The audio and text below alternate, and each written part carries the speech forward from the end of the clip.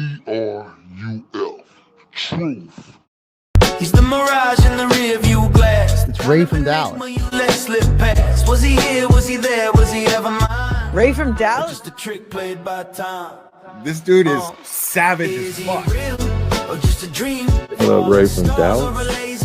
Ray from Dallas, tell me true. He's fun. Hi, Ray. This appears to be a black man. Ray from Dallas.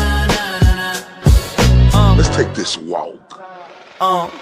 Is he real or just a dream? Falling stars or a laser beam?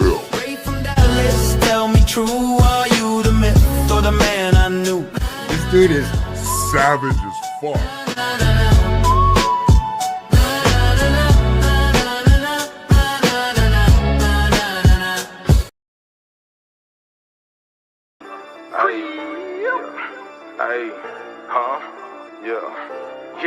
See, most of these rappers be gangsters and thugs on the internet. No, I'm not really into that. We pop up right at your spot with a Glock and a fitted cap. Like, fuck nigga, give me that. What you know about setting it off at 8 in the morning? I ain't even brush my teeth yet. Slept on the floor with them roaches and rats in the trap. Now I'm jacking these traps like, come get your beat back. Rafer, stop. I know what I'm doing. We shouldn't handle it like that. We should do it like this. Solid won't fall for no nigga. I rep for the clear, we really be stepping. He say he yellow, he probably a pussy would try me. I'm live with a cancer connection. I see these lanes from afar, I'm on top of my shit like a building. You ain't gotta vouch for me. I ain't swearing no nigga, you can't get $1 if you ain't been broke on the couch with me. Eating them spreads in the tension, envision my future like Raven. That look how I'm living. I done had foreign on foreign and fuck that designer white tees and force that's daily. I can't see me going broke. My kids gotta eat and that 40 cat getting impatient. Show me a nigga that told you I'm lazy. I bet that same nigga that told you that hate. We ain't respecting no nigga who can't get his own, but begging like I own something. Meanwhile, man, pull up on him, got him looking like flood my wrist like clean as a clap doctor when I step in like y'all gon' make me act a damn. Gotta keep the strap like the laws when I used to sell sex in the packs in the groove of my jeans. I don't trust nobody, so you know my eyes open, can't stop. Stay on my pimpin', running through the house in these trenches, stunting in the mall with these bitches, copping me some all white Fendis, raw with these frauds trying to get me. Chopper breaking all y'all with me, make a nigga bleed out his kidneys. I don't fuck with none of y'all niggas, all y'all lame. Talking that big boy shit till a nigga put the blades to your neck. I don't play no games. Ashtray full of good kush. This your presidential. I don't blow no backyard boogie. Boss bitch with me like Cookie. Got a twin sister. She don't mind laying up with me. Grinding all night. Gotta stand up with me. Get them bands. Got the shit till her hands hurt with me. Got it out the mud like the sand can to me. Pop a rubber band. Hope a man ain't offended. Trap. Booming all night. Booming all. I got the trap. Booming, booming all. I got the trap. Booming. Booming, booming, all I got trap. Booming, all I got the trap. Booming, booming, all nine trap. Booming.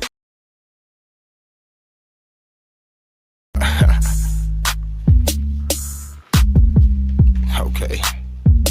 So, crib gang, lot of rolling niggas with me. Do my time, never folding. If they get me, fuck the judge. Tell them come on with the sentence. Y'all lunch chairs folding like they sitting on. Fuck offended by the Gucci linen. Nose and ass critic. Better mind their business. Keep the politicians. I ain't with the gimmick. Suckers go to prison. Now they politicking. I don't need a shooter, bitch, I am a shooter. I got a gang of hoes and I'm steady recruiting them and they work for me. I'm an entrepreneur, I go overseas, grab a chain of misses, thick booty, small waist, perky titties, keep her feet done, keep her nails did in a man lane. So I'm steady hitting it, it's a never ending, and I'm never bending. Walk up on your doorstep, bang the cement, pop up in that low. Hit the switches like I'm straight from Cali, but I'm Oak Cliff, and I got guns big enough to knock your dough in and knock your dough off. I'm hotter than hot sauce, I've been in the field a done time in the cell block. I'm done with rap, yeah, that's probably what y'all thought. Rappers better eat they beanie winners, flashing numbers, capping like they winning, talking numbers, acting like they really with it till I'm in the game. Now they honest pennies, I'm a honest nigga. Snatch your plug, tell them I won't be in Frank's time. Upholders ask for ransom, still up to 40 on them once they compensate me.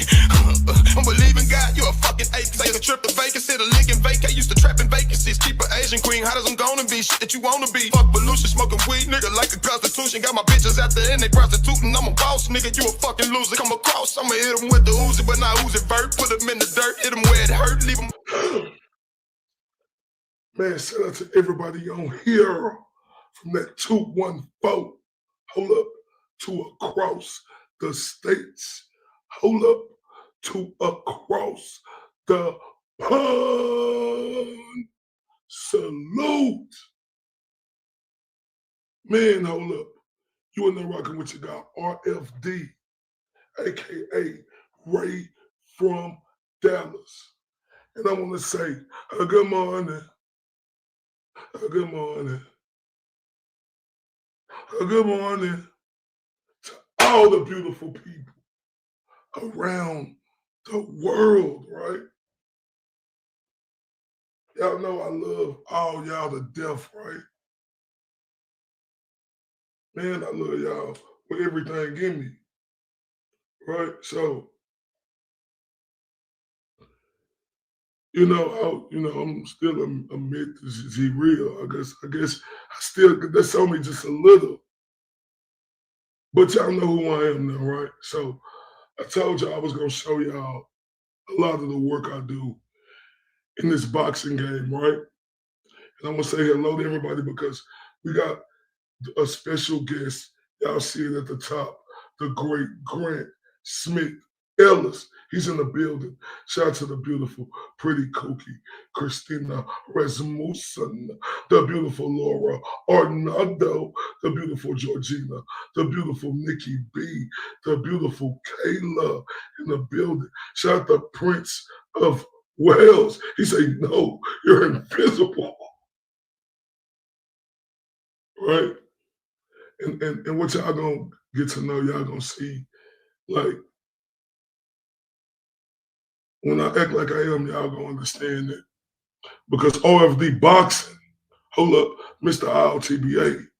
covers the root of the fruit in youth boxing. Oh, I spelled his name wrong, gotta fix that. Plus Grant Smith Ellis, back. He said, hi. He said, hi, I'm new. It's just a Don Lemon show. Turn up for our boy Zach, man. He the truth. Turn up.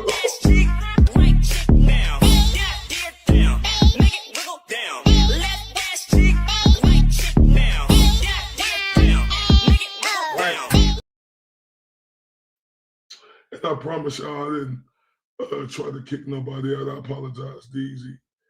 Y'all just held me accountable. I just, I thought I was timing people out, so please forgive me, right? And this is why I want y'all to forgive me. I want to show y'all something real quick. I still got it. I take it out. Well, I took it out because, just know I'm getting used to doing it like this, right? And I apologize. I'm glad to see all y'all back. I love all y'all. I apologize, if I offended anybody. As a man, hello, my boy Zach, he just turned us up. I gotta turn him up again.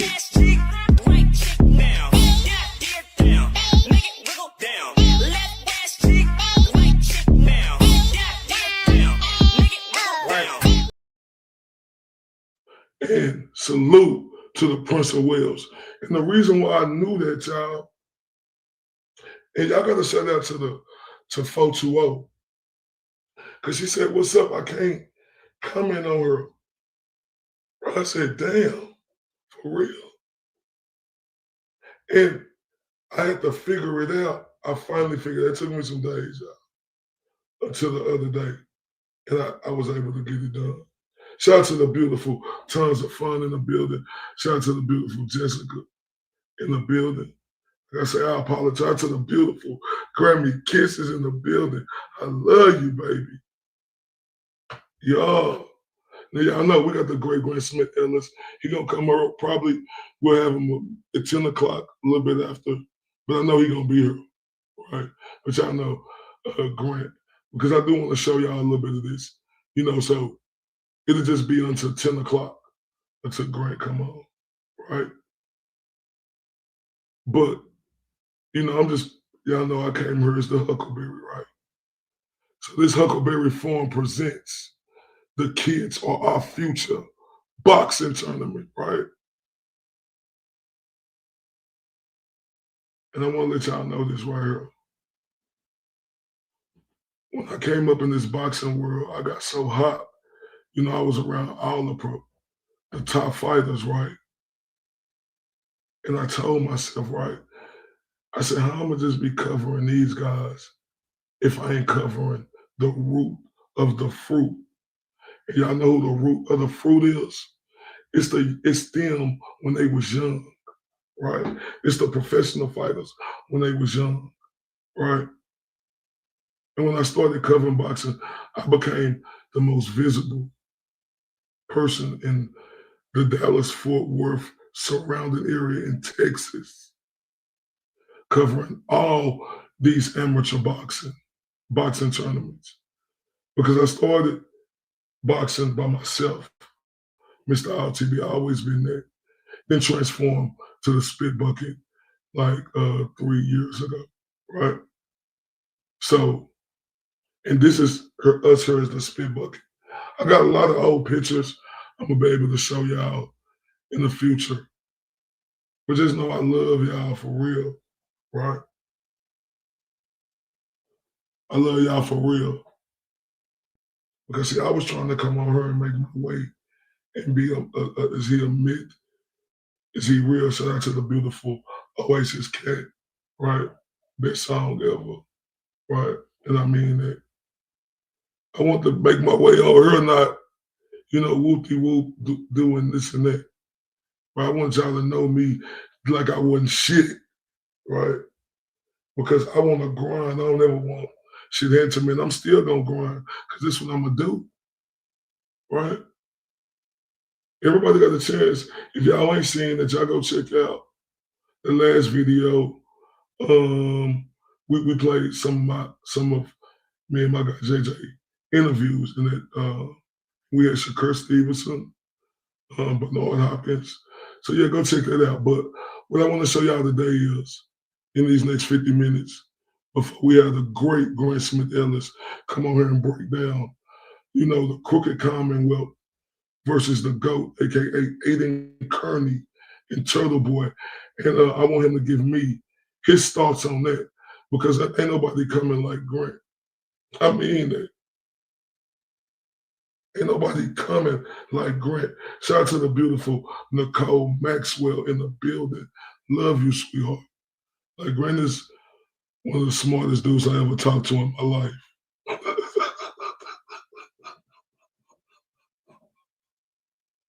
So yeah, y'all. So let's get to it, because we got Grant coming up. It's Grant.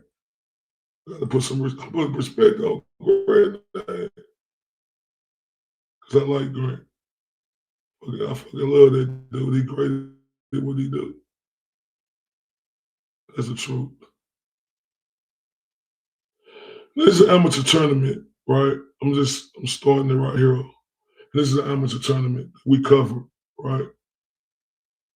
And I want to give y'all a chance to see how your guy really be coming out here, because this is what we do, right?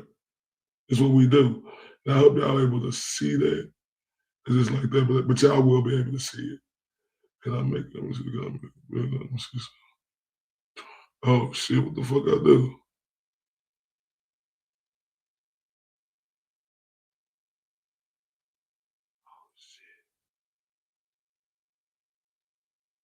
Okay.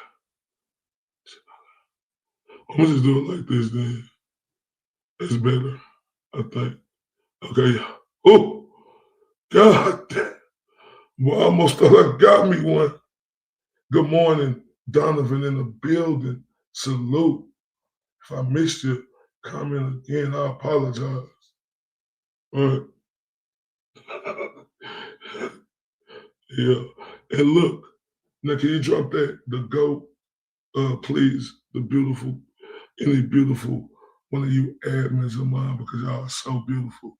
Can y'all please drop the GOAT Defense Fund? Shout out to the General MC Kazi in the building. He's in the building, ladies and gentlemen. What's popping, General? I see how you was coming yesterday down there, General. That's big work right there. Hold up, y'all. Well, let's give it up to the General. He out there getting it in, y'all. We got to turn up for the General. He out there getting it in. Man.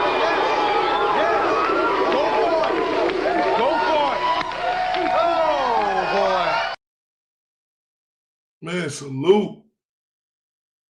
It's work right there, General. Man, I was watching and the look and seeing you on them pictures with Mark Better and them. Man, y'all better turn up. But say the general was on the picture. He was with the turn up for the general.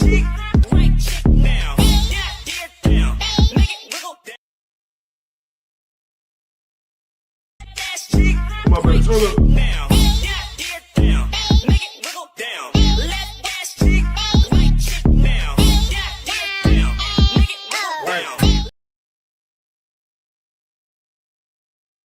Man, I know it was more than cool, bro. That is phenomenal, right? That's work. The general out there working, he's showing y'all how he coming. Salute.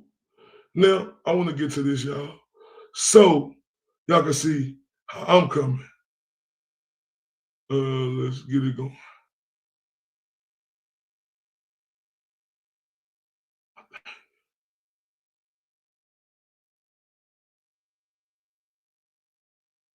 Hold up, y'all. Hold up. I got y'all. Oh, shit.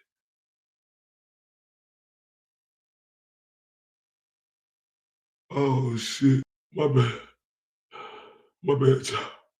First blunder. First blunder. I apologize. Oh, shit. It's the blunder.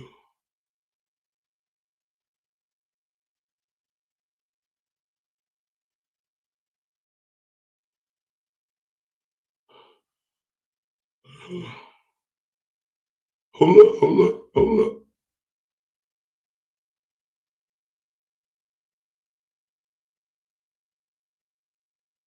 What's going on with this sound?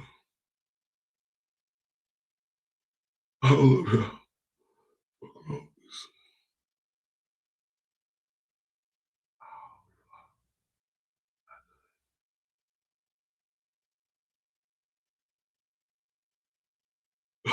Boom alert. Hold up. The fuck is wrong? Hold up, y'all. Let me see something real quick.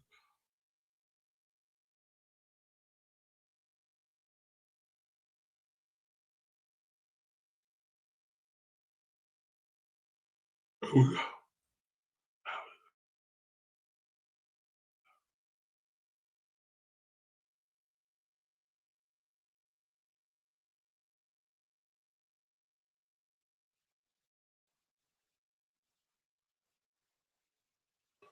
Thinks the field's looking nice. Okay, so let's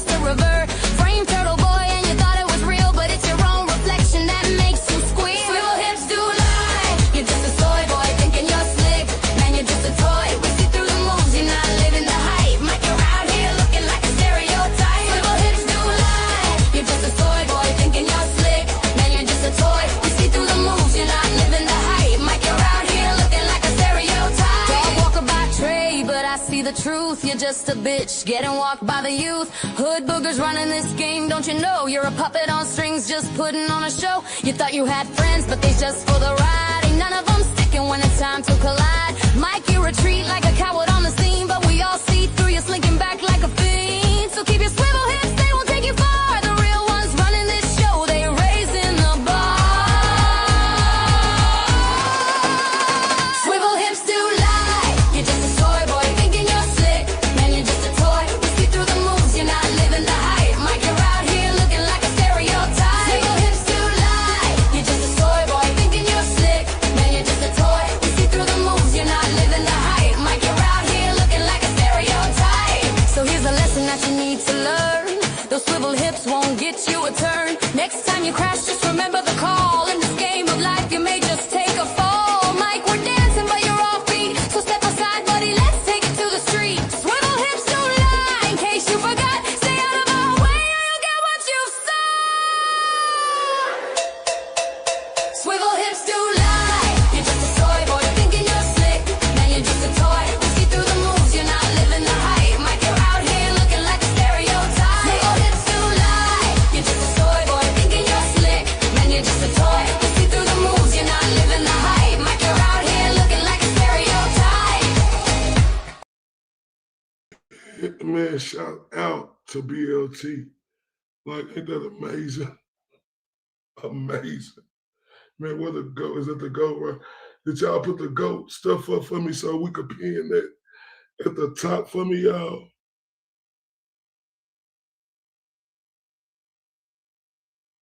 Whenever y'all get a chance. Now, we like 40 minutes away, right? 40 minutes away, right? From shout out to most talkative. RFD, what's up now? What's up? Okay, there it is. Thank you, the beautiful Nikki B.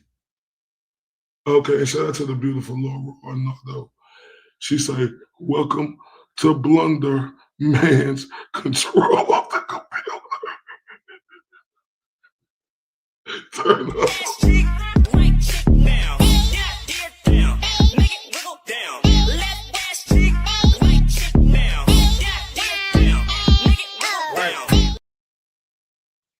Man, shout out to you. Oh, I love. Talk to me then, Laura. But y'all, see a lot, but y'all don't see enough, and we'll watch some. Like, let's just go.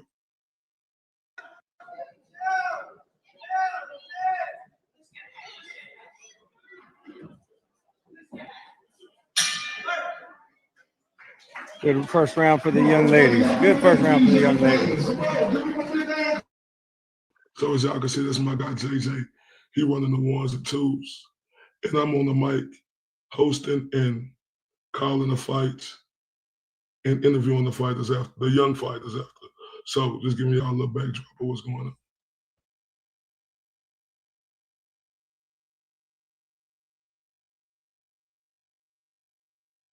Now we had to mute it sometimes, y'all. We was muting it, right? Because they was playing music and stuff. So after the music and stuff, y'all heard. Speed this shit up.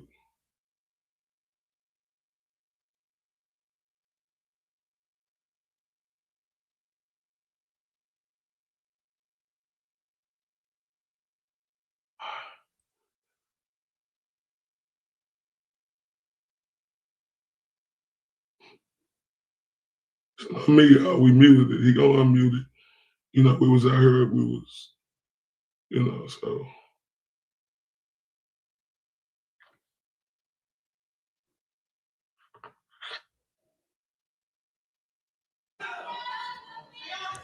Here we go.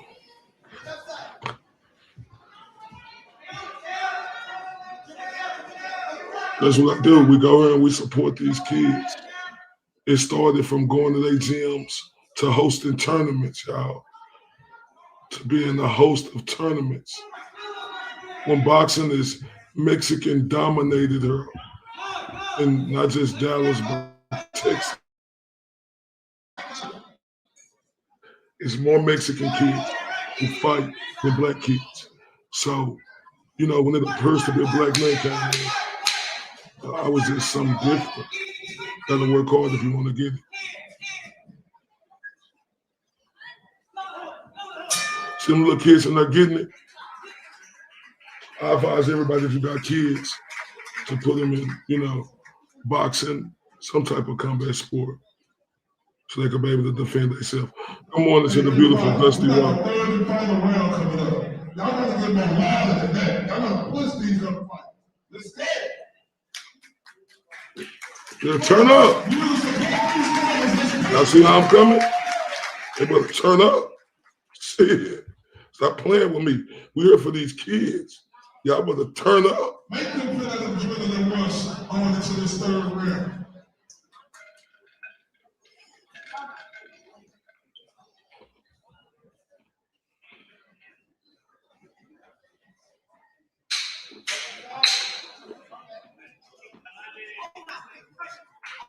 Beautiful growth. Salute, baby. Yep.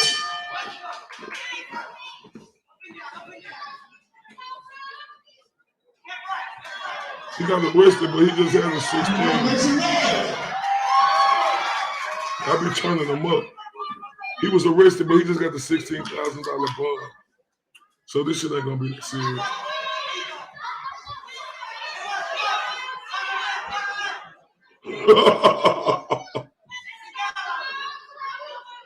These little kids like 5 and 6 years old, y'all. 7, 8 years old.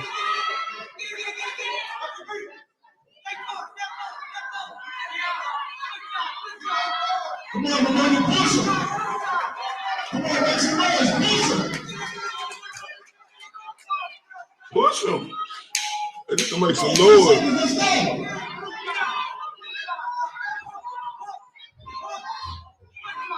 Mm-hmm. Hey, John, get up and get a hand clap.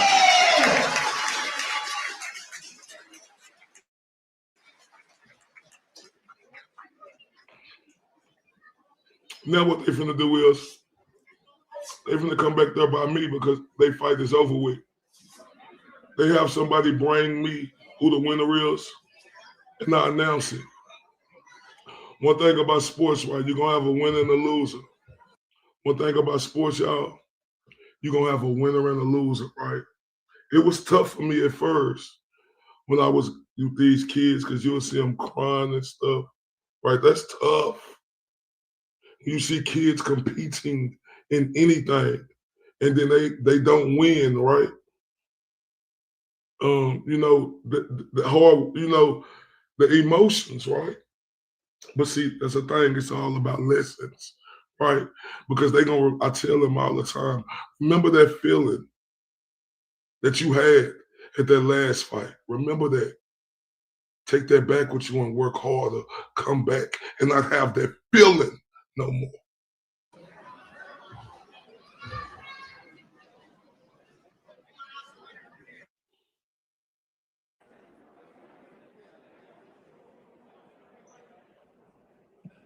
And we need the glove runners to get these gloves when these fighters leave the ring. Who's ever responsible for getting these gloves when the fighters leave the ring, we need y'all up here immediately. Thank you very much. Immediately. Thank you very much. Stop playing with me. I need to come on. Let to keep it rolling, baby.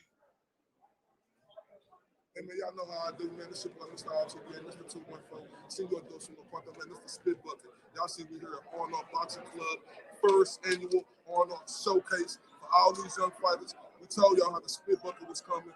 We're here to spotlight these young fighters and give them they just do. From the 214 to across the pond. Y'all know how we coming. Shout out to my boy JJ Solomon over there working the 1s and 2s. We're making this magic happen. Shout out to everybody who's watching. We appreciate y'all. Hold up. Boy, y'all see how I'm coming? But hold up real quick. Somebody else just turned me up, and I call her tons of fun. Thank you very much, sweetheart. Y'all see I'm that same guy, right?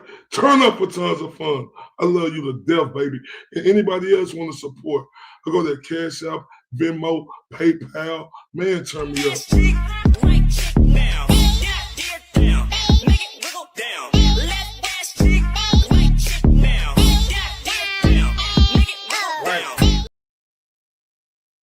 Shout out to the beautiful Jordan in the building.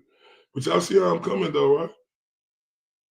Let me bring that back for y'all because I be serious about anything I'm doing. I know y'all, like, people think, you know, oh, this the, nah, fam, I'm serious about every fucking thing I do. Like, y'all gonna get that same energy. Y'all gonna see me ferocious, but like, people don't know you. They judge you because you could be different type of ways. I could be a harsh motherfucker and I could be that dude, bro. We all be like that. I'll never let a motherfucker judge you or tell you who you is. Like, I got judged on this motherfucker because they heard me saying bitch and motherfucker.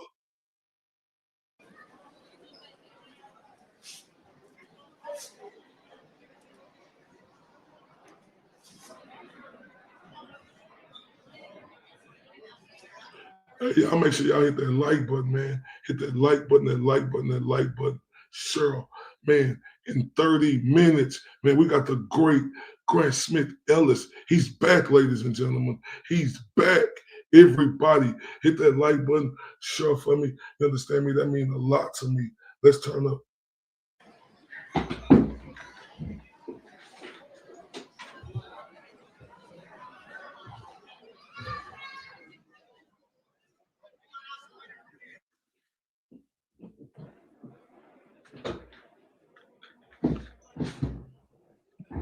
Hey, we need the glove runners to get these gloves when these fighters. I just want y'all to see this again. I'm just so excited to show y'all how I'm really coming. Leave the ring. Who's ever responsible for getting these gloves when the fighters leave the ring, we need y'all up here immediately. Thank you very much. Y'all, I'll be the maestro at a lot of stuff around here, right? Because I'm good at doing it.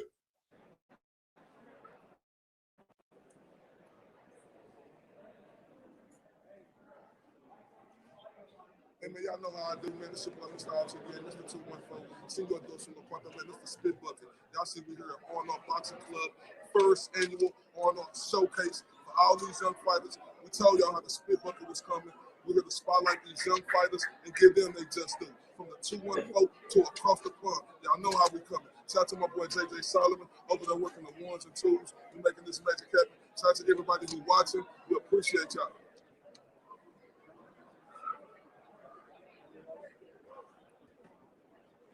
Man, you got to be out there working. That's what I do. That's what I do, y'all. I work. I grind. Hey, look at everybody. It's not 8 o'clock in the morning. It's well in the afternoon. We need more energy than that in the building. Say, I don't play no games. Did y'all hear me? It's not 8 o'clock in the morning. It's the afternoon. Turn up for these kids. I don't play with these people. I'm really like that. Y'all did great. Good job, y'all. Raymond, you talking about Ray McCullum? Yeah. Oh, hold on, my bad, y'all. Let me go back. I want to say I don't play. Oh, my bad. Fuck up.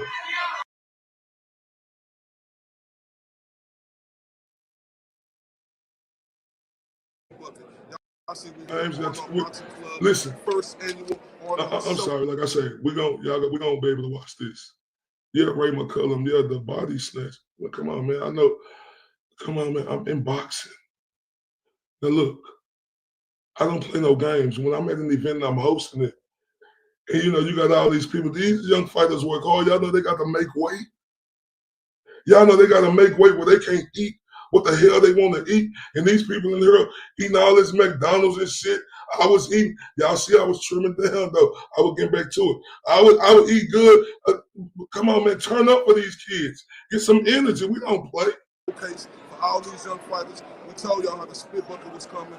We're here to spotlight these young fighters and give them their just due. From the 214 to across the pond. Y'all know how we coming. Shout out to my boy JJ Solomon over there working the ones and twos and making this magic happen. Shout out to everybody who's watching. We appreciate y'all.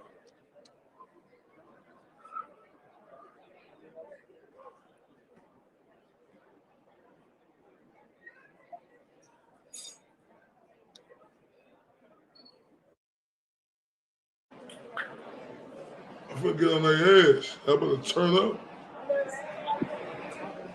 Hey, look, everybody. It's not 8 o'clock in the morning. Shit. It's well in the afternoon. Huh? We need more energy than that in the building. For real. JJ.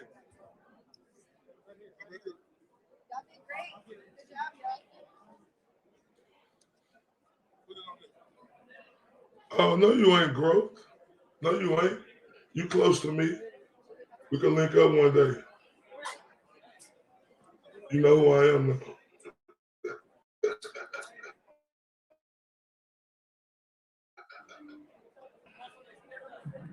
Winner.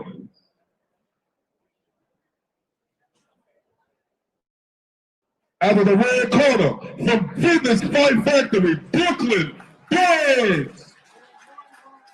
See that what I'm saying? Y'all get both of these fighters a big old hand clap, man. Come on, make some noise. It's tough. And these little girls, We can't really show up and show out. We need these little all girls. support in the building.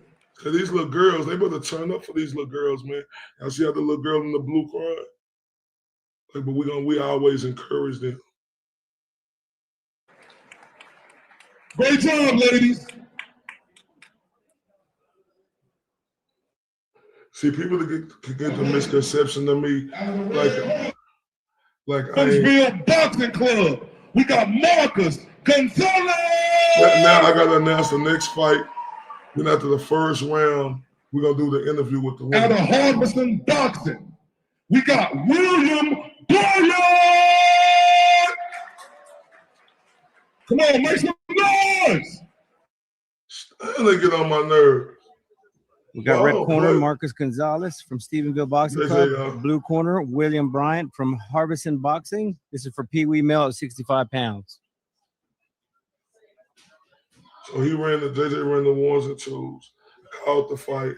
I hosted it. We both hosted it, but you know, he was on the ones and twos. So I just giving y'all a sneak peek.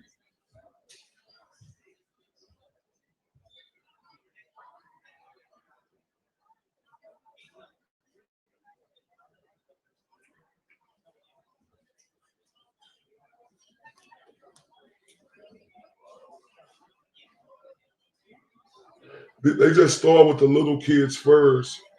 Then as the weight go up, you'll see bigger kids. But they really be thumping. I ain't seen nothing yet.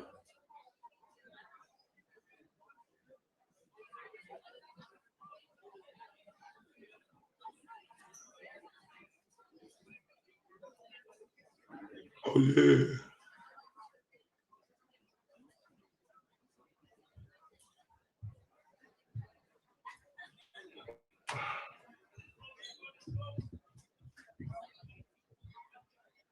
We got Grennan, Marcus 23 Gonzalez minutes. from the Stephenville Boxing Club in the red corner.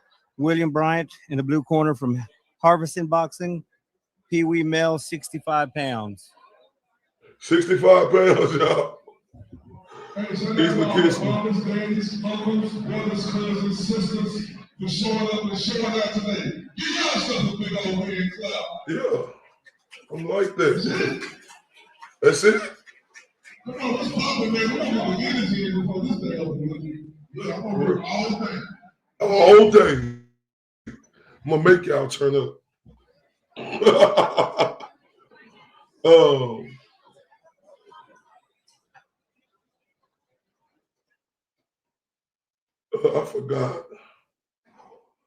I forgot.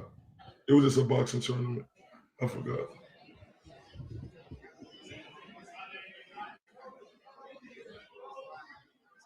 Once again, this is for Pee Wee male, 65-pound division. Marcus Gonzalez from Stephenville Boxing Club, facing off against William Bryant in the blue corner from Harbison Boxing.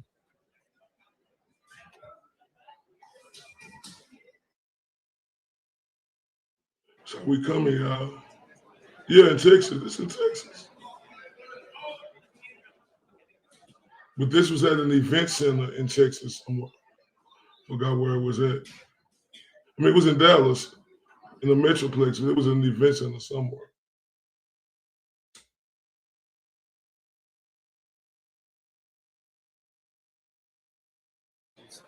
There we go. Anybody who's got kids or family out here that you couldn't make it out to, share with your family, share with your friends, let them know.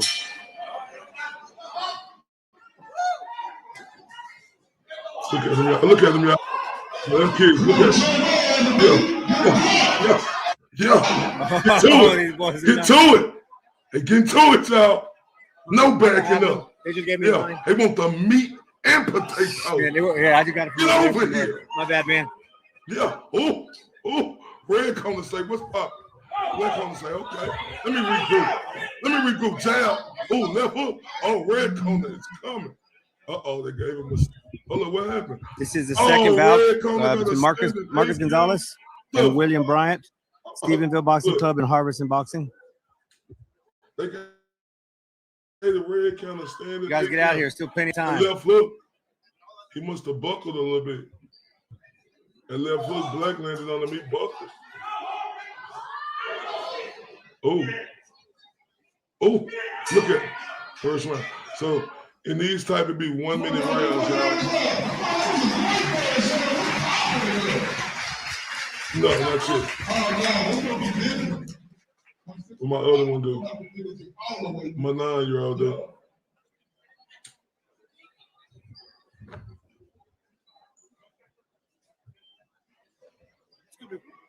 Where's the official? I gotta turn this one in. My kid was missing this one. Oh, they come up there talking to us.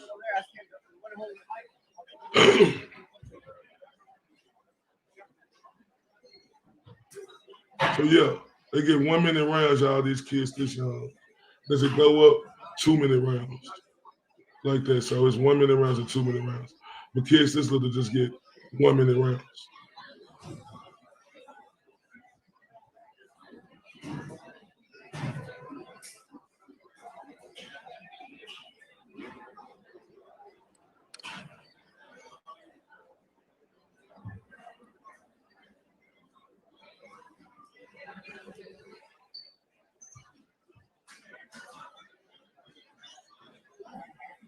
What did George say?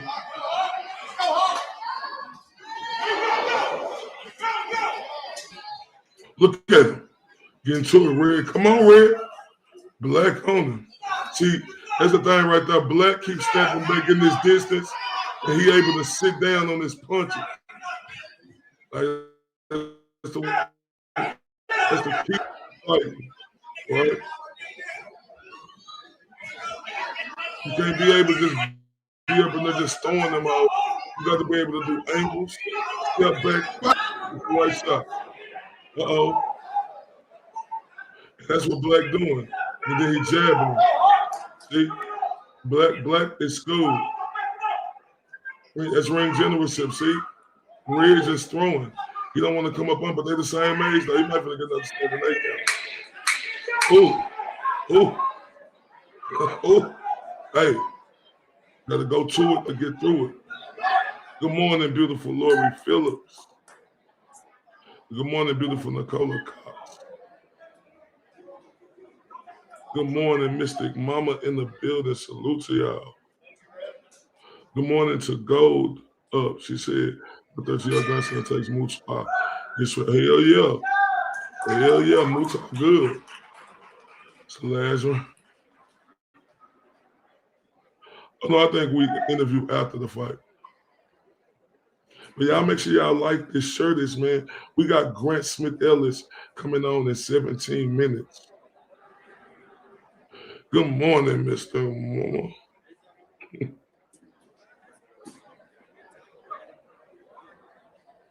Oh, yeah. Donovan the kid, you see that footwork? Stepping in, stepping out. Red throwing. Come on, everybody, this is the third and final round. We're going to push it to him. Come on, man, make some noise. Like, I be getting mad. You hear me say Jesus? I had to call out Jesus to make y'all make some noise. Like, I don't play. I don't, y'all. You little kids work hard for this. Ooh, a black finna stop him. Like I don't remember. Oh yeah, I heard about Andre. See, and I wanted to talk about that so bad a lot. Oh, black, look at black. Oh, see that? See black, smooth head movement, dipping, sitting down on his punches. Hey, we need the glove runners. The people who are giving gloves in these final steps in the ring, we need to ringside. Now, get her glove runners. Shit. Yeah, I did. I wanted to talk about it so bad, y'all. Nice to hear. That's like a year or so ago. When Melanie Little, when she was on Melanie Little's show.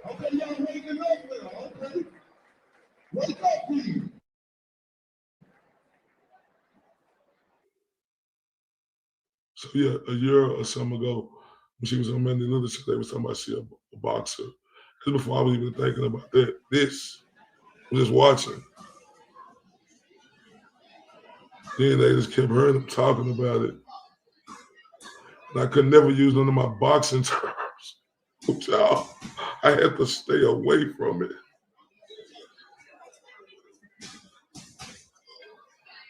What they do, once a fighter come out the ring, just like the pros, you get checked by the doctor.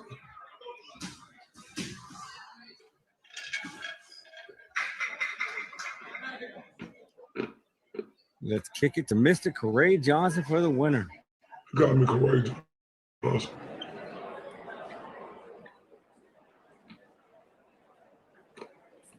Oh, we love Grant. He'll be on here in 14 minutes.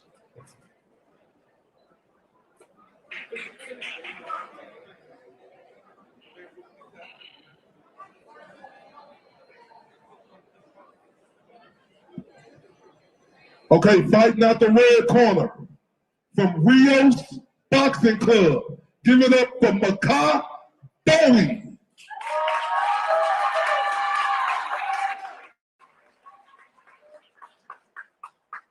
Out of the blue corner from Fitness Fight Factory.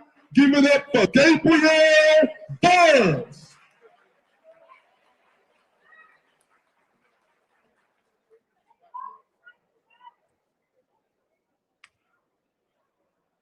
Here we go.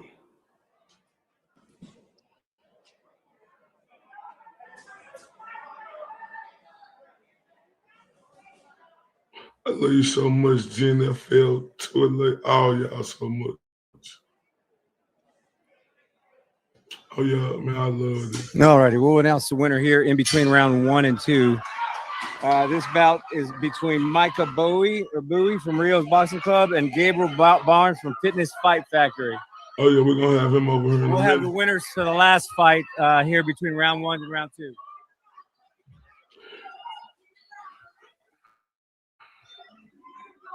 We posted that. The post posted. Your Graham, he already got the link. He'll be here.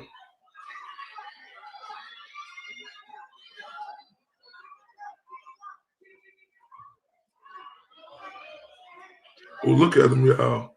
He getting a little bigger. I'll see them things start chunking. See the skill level. Look at him. Dip, dip. Boom, get out of there. Reset. Boom, jab. Everything start with your jab. Motherfucker can't get past that jab. It's over with. Can't get past my jab. You getting bust up.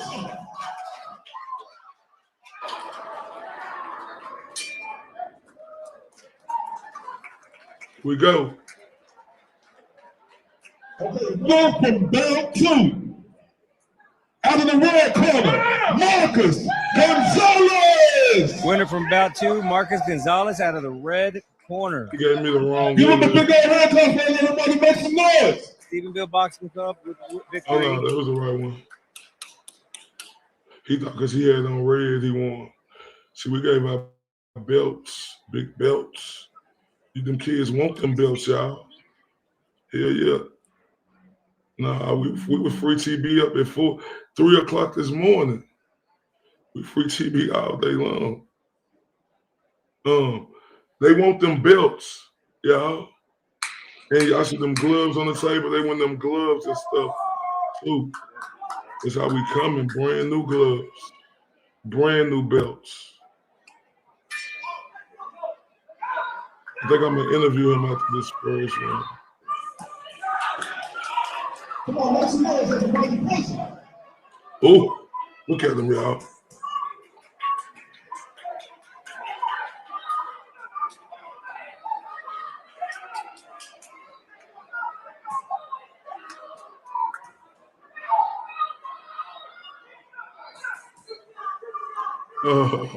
It ain't I think it's from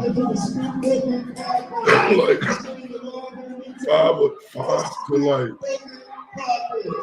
I think you could be old as an amateur, but you can't be no old amateur and fighting kids. Like you'll be in an adult age. Come on, make some noise. Come on, listen.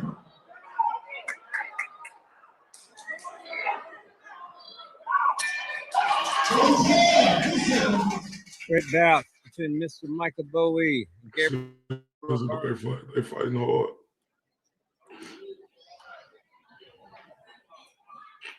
Come on, this is the third and final round. Third and final round. Let's fight that good. Come on, we gotta make some noise. When these fighters walk out for the third and final round, y'all need to get y'all energy up. Look at these sorry motherfuckers in here. I got their energy up. They just looking. Man, make some motherfucking noise. I told you, I started getting madder and madder over the night. Like, cause it's early. I don't play that shit. But yeah, that's gonna have to be later when y'all see that. When we stream it live on the Sportsmanship podcast, y'all go to YouTube, subscribe. Come on, make some noise. It's going on. Come on, man.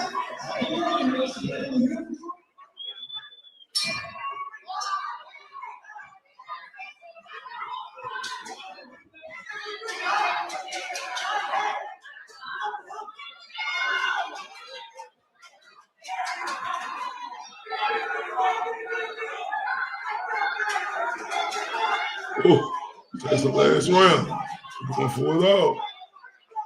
That's with that hard work, the miles, not cheating, getting ready for this tournament.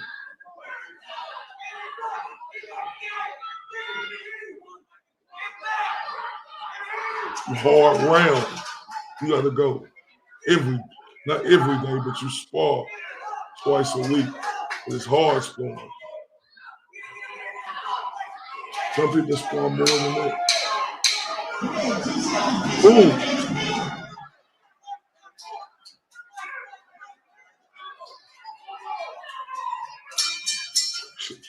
Hold on.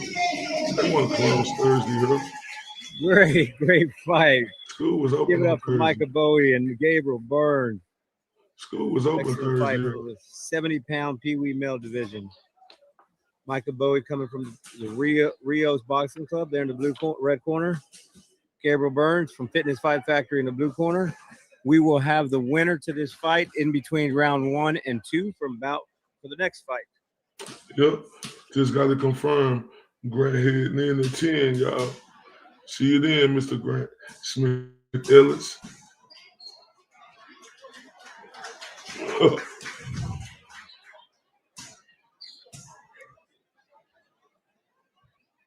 Please share this stream. Share this stream on your social media. Share with your friends. Share for anybody that gives a damn about youth and amateur boxing. Share this. Share it to family and friends that may have missed this event.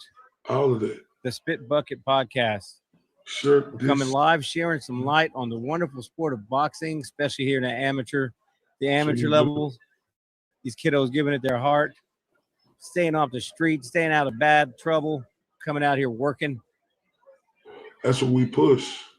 Doing things that most of us adults would be terrified to do. So let's give it up for these young little warriors. Hold up. That's how we come in, y'all. One nothing never. This is bout number. We're going into bout number 4. That was bout number 3. When I'm gonna interview this dude. If you're keeping up with the fight sheet, it looks like bout 4 was scratched. So we're jumping to bout 5. Justin Aguirre from Garland, 9th pal to what we're looking at. To Andrew Ruiz, it looks like. Yep, Andrew Ruiz from I'm telling you, boxing here in team. Texas, like it's a lot of black fighters, but So this here is bout 4. A lot more Mexicans in boxing. About 5 on the bout sheet. Yeah, this is JJ. Yeah, aka SJ. Yeah. Kayla, boom. You got it, my beautiful Abby, Kayla. Yeah. Great. I'm doing something.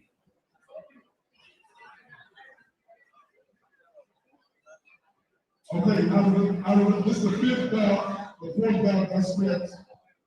Out of the red corner, we got Justin O'Brien from Garland.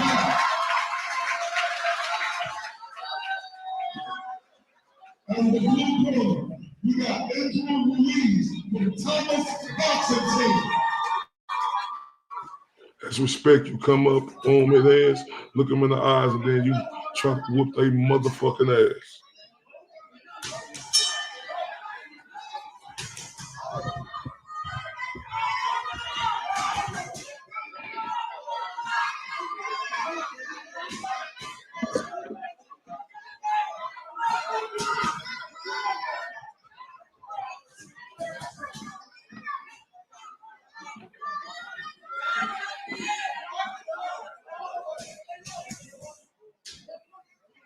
If they stop all that holding and shit.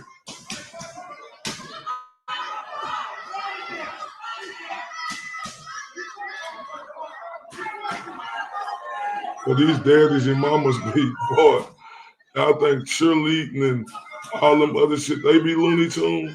Because in all sports and whatever you do, parents be Looney Tunes. These boxing parents be Looney Tunes.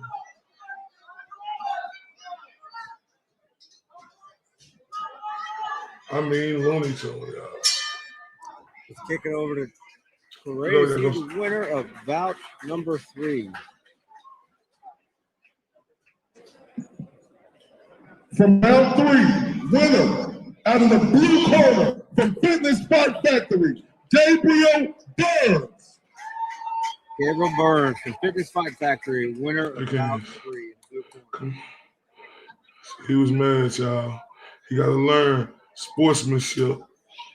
And we talk to them when they don't do that, though, too. It's about sportsmanship. You don't,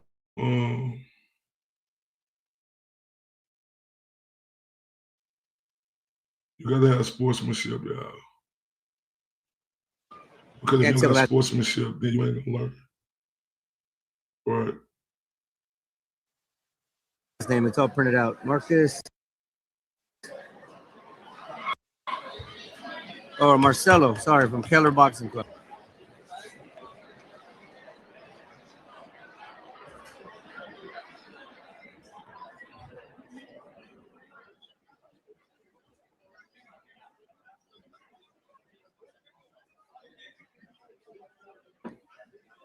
Salva, what bout is that? ¿Cuál es? The one coming up at about 6. About 6? Is coming up. Yeah. Coming up. Yeah. About 16. Yeah, it's coming up. Oh, okay.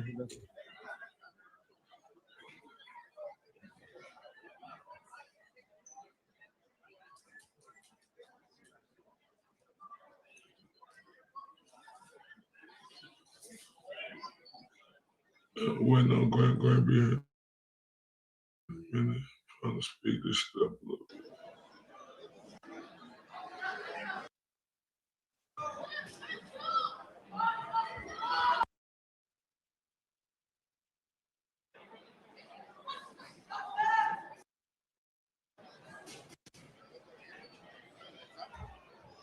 here, watching these kids give it their all out here. So if you guys don't mind sharing this to your social media, following our social media. We're on the Spit Bucket Podcast on Facebook. We're on sorry about that, Instagram, the Spit Bucket Official, Twitter, TSB Podcast OFCL. Or you can check out all our NFTs and our merchandise at tsbnft.com.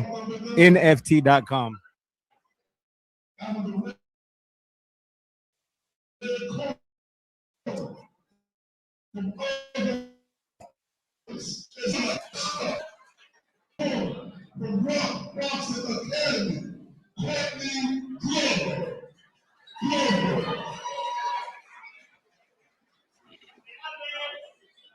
Courtney Glover in the blue corner from Rock Boxing Academy against Alex Estrada from Irving Powell. This is for Bantam Male, 85 pounds.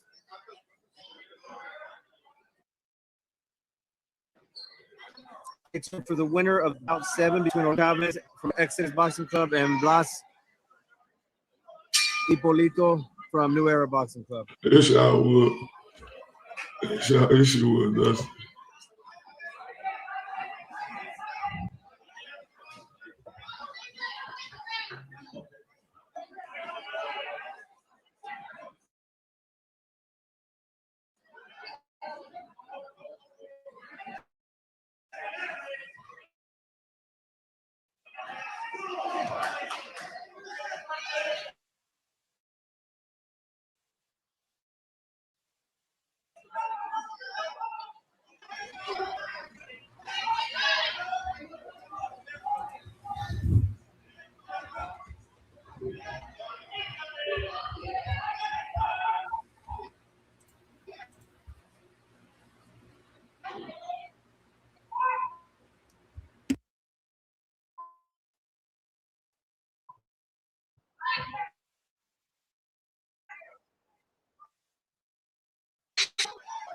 Flip it on.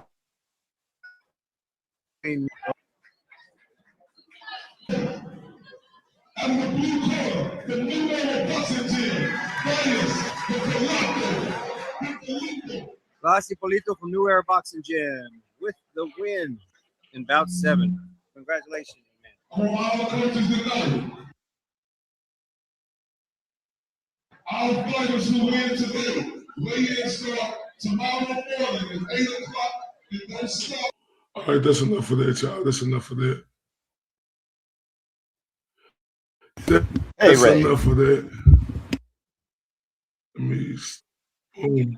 That's enough for that, y'all. We got our guest in the building. He's here.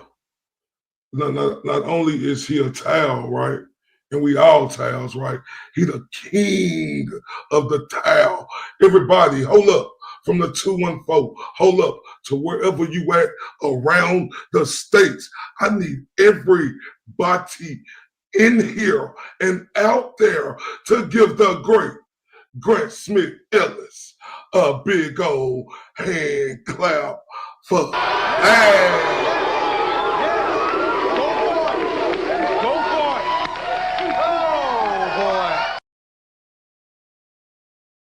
man, salute, Grant. You hear me, Grant? Yeah, can you hear me? How you doing, Ray? Oh, yeah, I can hear you, man. I'm doing great, man. Hey, I appreciate you greatly, man, for taking out your time to come on here, man, because look, I see you be putting in work, Grant, and look, you're one of the best out there doing it, man. I'm telling you, I see it. Like your stamina is impeccable. Your work ethic is scary. Like, it's tremendous. I got to salute you on it. Well, thanks, Ray. I'm interested to talk about a lot of developments, and it's, I think, timely after our recent discussions because the nature of my work is kind of like watching the movie Citizen Kane or the movie Crash, if you're a more recent sort of film buff. It's like watching a bunch of overlapping circles of people all sort of intersect on one point in time without realizing exactly what's going on. And then as you put it together, it becomes the most interesting story in the past 50 years. Did I intend to tell this? No, I just stumbled onto it, which is probably the only way you could tell it, because anyone involved in it intentionally has a reason not to talk about the full picture. But yeah, we can get into the details. It's interesting. No, it's very interesting because, you know, me, as an observer, me watching it, me not knowing how law really go and just knowing the details. It may be things I get wrong, but me looking at what I seen yesterday, it was blasphemy to me, Grant. I mean, absolutely blasphemy. Can you give me your thoughts, you know, on what you seen yesterday in court?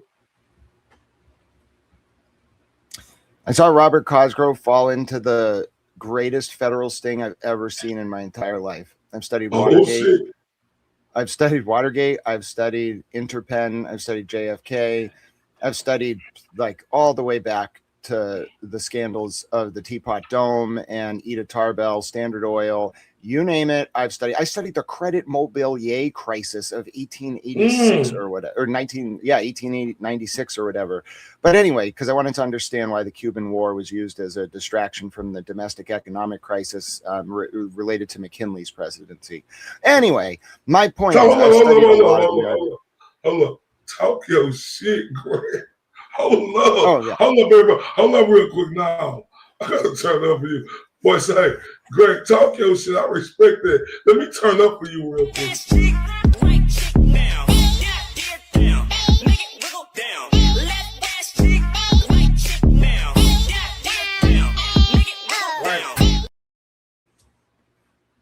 Man, shout out to the beautiful Charlie Rachel in the building.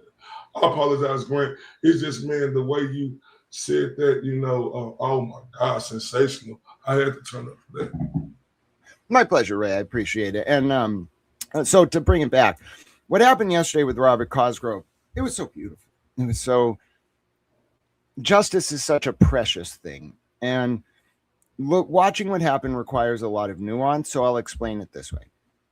What happened yesterday was ostensibly a hearing about Robert Cosgrove needing to recuse himself because of not just investigatory misconduct by Brian Tully's state police unit, the same unit that investigated Sandra Birchmore's murder and covered it up, in my opinion, the same unit that was involved in Karen Reed's case, the same unit that's prosecuting Turtle Boy. The hearing was ostensibly about his, go ahead. The hearing was about his conflict of interest, you would think, but that's not what it really was. It was a setup. Hold on. No, listen. No. Okay, now, Grant, first off, let me shout out to the beautiful Mo S. She said, what's up, Ray and Grant? Salute, beautiful. Now, hold up. You started that off, Grant. You say yesterday, it went our way yesterday? So look, I was mad. So it went our way, Grant? Oh, more okay. Talk to me, Grant. Talk to me. In more ways than you can imagine. So,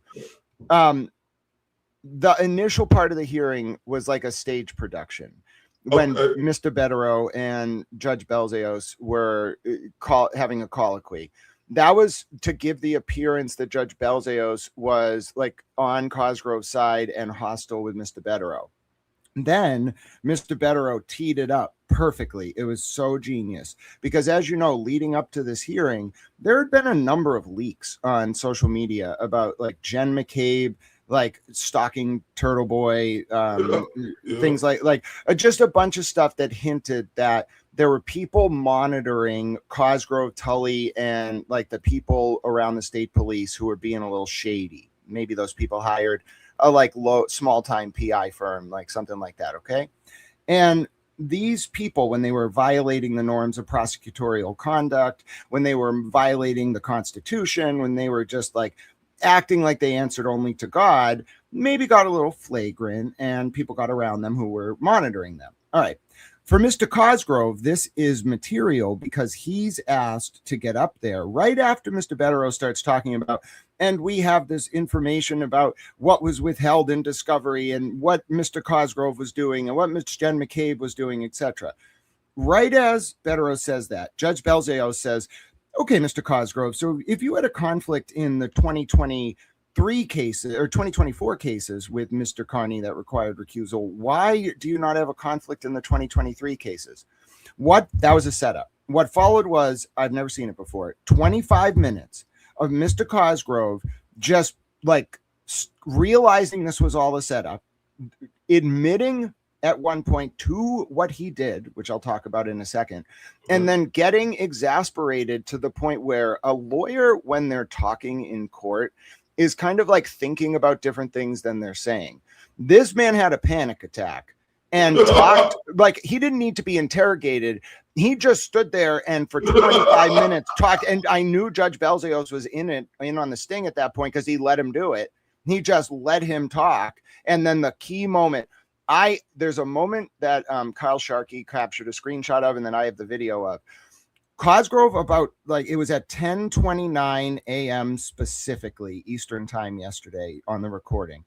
Cosgrove starts saying, there's even like the clip of it on my Twitter that you can find, Ray. Literally, Cosgrove starts saying, regarding the SA report that I leaked, being Mr. Cosgrove. That's the subject of the part of the lawsuit in Worcester County. Cosgrove got the county wrong and said Middlesex. Regarding that report, in hindsight, maybe I was wrong about having to turn that over under Rule 14. And then he said, maybe I was legally wrong. That's a confession. That's not a civil tort. He confessed to a crime. It's a strict liability offense. The civil so let me explain this. The civil, I'm not a lawyer, this is not legal advice. The civil liability for Cosgrove was trying to argue, like, yeah, maybe I had a duty. When you're thinking about a negligence tort or anything like that, like where the standard of care is like negligence, you have to do like 4 steps under a tort. You have to, I'm not a lawyer, this is not legal advice. You have to do like, you have to do the proximate cause of the injury, and then you have to show breach, and then you have to show damages. That's like very basic. Okay. Mm-hmm. For breach, normally, like you have to prove that there was a breach of a duty. Like you have to show someone had a duty to someone and that they breached it. It can be a common law duty. It can be like a legal duty, but there's something called a shortcut to breach, which is if there's a statutory duty imposed on someone that has strict liability, that is like a per se, like negligence action. I'm not a lawyer. This is not legal advice. Setting aside Mr. Cosgrove's potential civil liability under the shortcut to breach that happens when you have a statutorily imposed obligation. Here, to wit, Cosgrove's duty under the statute related to protected SA reports, he breached it per se. Setting aside his civil liability, he obstructed justice, in my opinion. There is no like statutory immunity defense to obstruction of justice. The only way you can obstruct justice like that is if you're in an official position. Your defense to obstruction of justice can't be, I did it by accident. He literally said the words, I got it legally wrong. It was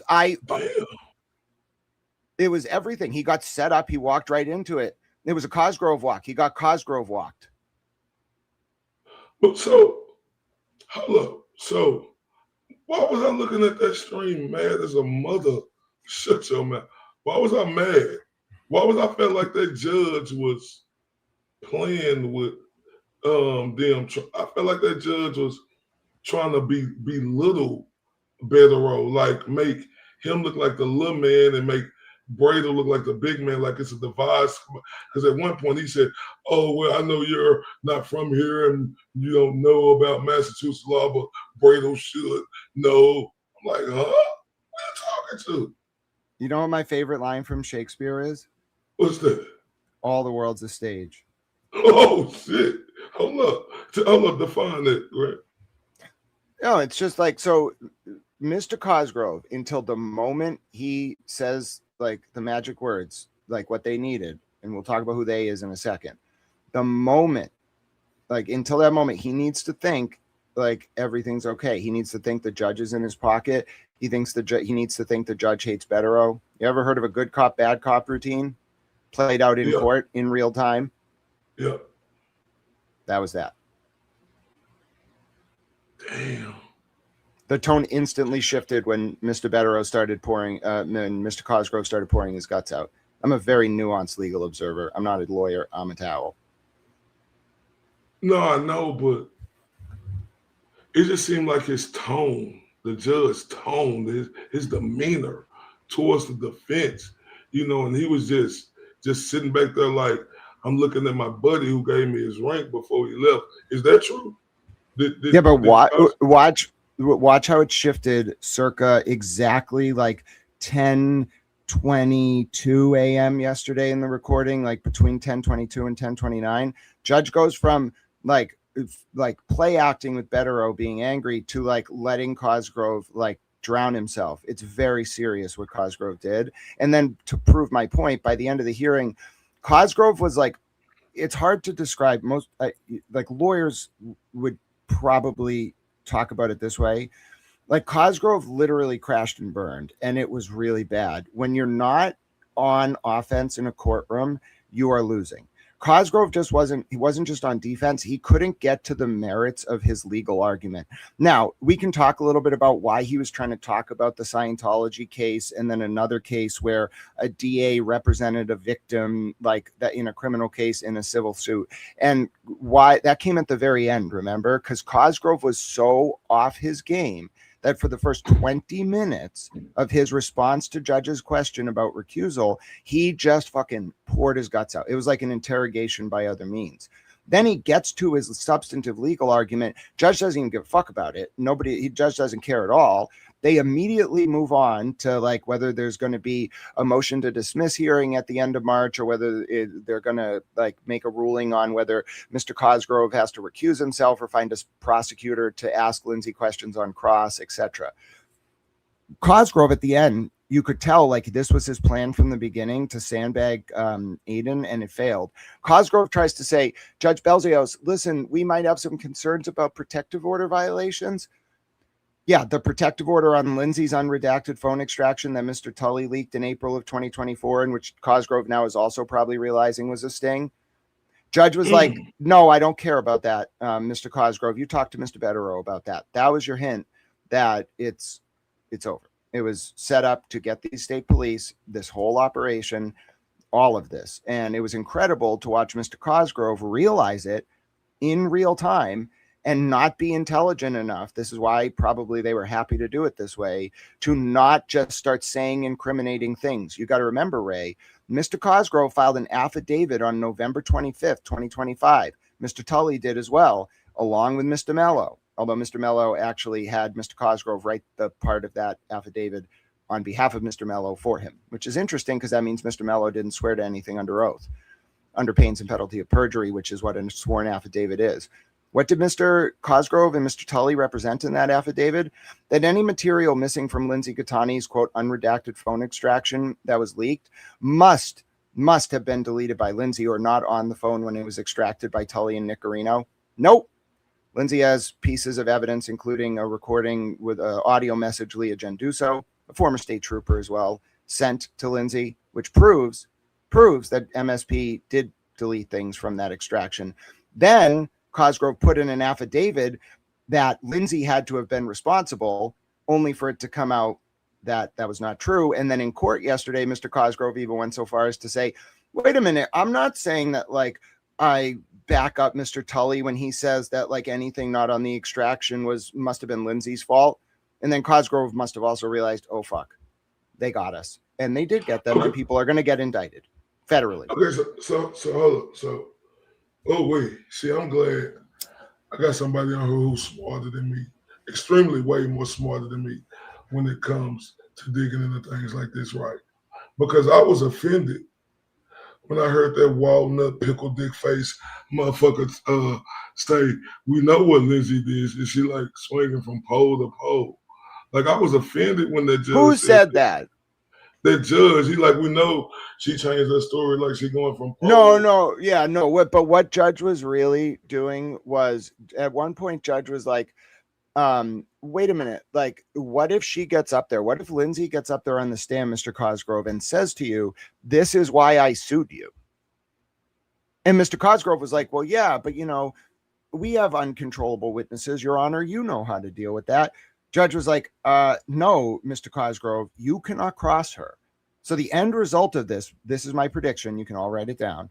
Judge Belzeos is going to fashion an order that will force Cosgrove to do a limited purpose recusal, and the Norfolk DA won't be able to find anyone to fill that role. Therefore, it will cause a fait accompli and the charges will be dismissed. And then people are going to get federally indicted. Probably Tully and Fanning, probably Cosgrove, probably Morrissey. And I'm a little bit worried my mother got involved in all of this, so we can talk about that too. Okay. Well, before we get to that, okay, so when I was looking at that, I was totally off because I thought I seen a dude with a tongue. See, this is what I thought. I seen a dude the way he was acting with his tone with, Bettero and Bradle. And, I'm thinking like, oh, okay, cuz, this is his biggest moment, right? He got the Zoom cameras and everybody around the world gonna be able to watch him. Oh, he take a picture, click, click. Oh, it's time to put on his best performance. That's what I thought, Grant, seriously. I agree, Ray. Listen, you are not wrong for thinking that. Let me just say, let me give you it by analogy. So there's this really fascinating man I talked about on my stream yesterday named Charles William Wiley. You ever heard of him? No. Oh, he's a really cool guy. He hunted commies. He was like a journalist that went around the world, and it looked like he was reporting on stuff, but he really was just getting information and hunting commies for the CIA. Now, if you read Charles William Wiley's biography from his friends when he died, his obituaries, you're going to read a bunch of stuff about him doing stuff, but you're not going to read shit about him being in the CIA. That's the blue pill. If you read his CIA security file, which got declassified in 2022 after the Church Committee files were declassified after 50 years, you're going to find that this man was a CIA agent for 50 years, and everything he did was instructed by the agency. That's the red pill. The world has a blue pill and a red pill. You can look at the blue pill version or you can look at the red pill version. Most of the time, people who know the red pill aren't allowed to talk about it. I just happened to be one of the few people who didn't do any work on this for money. So I had a gratuitous independence. They used me a little bit for what's called modified limited hangouts without me knowing. They would leak information. Modified limited hangouts. So what you mean? How they do that to you? So what my role, I was not told about my role. Because think about it. I'm the type of person who got recruited by the DOJ in law school and then told people that I turned them down because I wanted to smoke weed. You can't read me into a compartmentalized operation unless you sell me on it 100%. They weren't going to even try. So they were just like, we'll give him a handler and leak him information so he can do a modified limited hangout. Do you think it was a coincidence that everyone who tried to stream the Zoom yesterday, except for me, got thrown out? No, it was a little tip of the hat. Good job, Grant.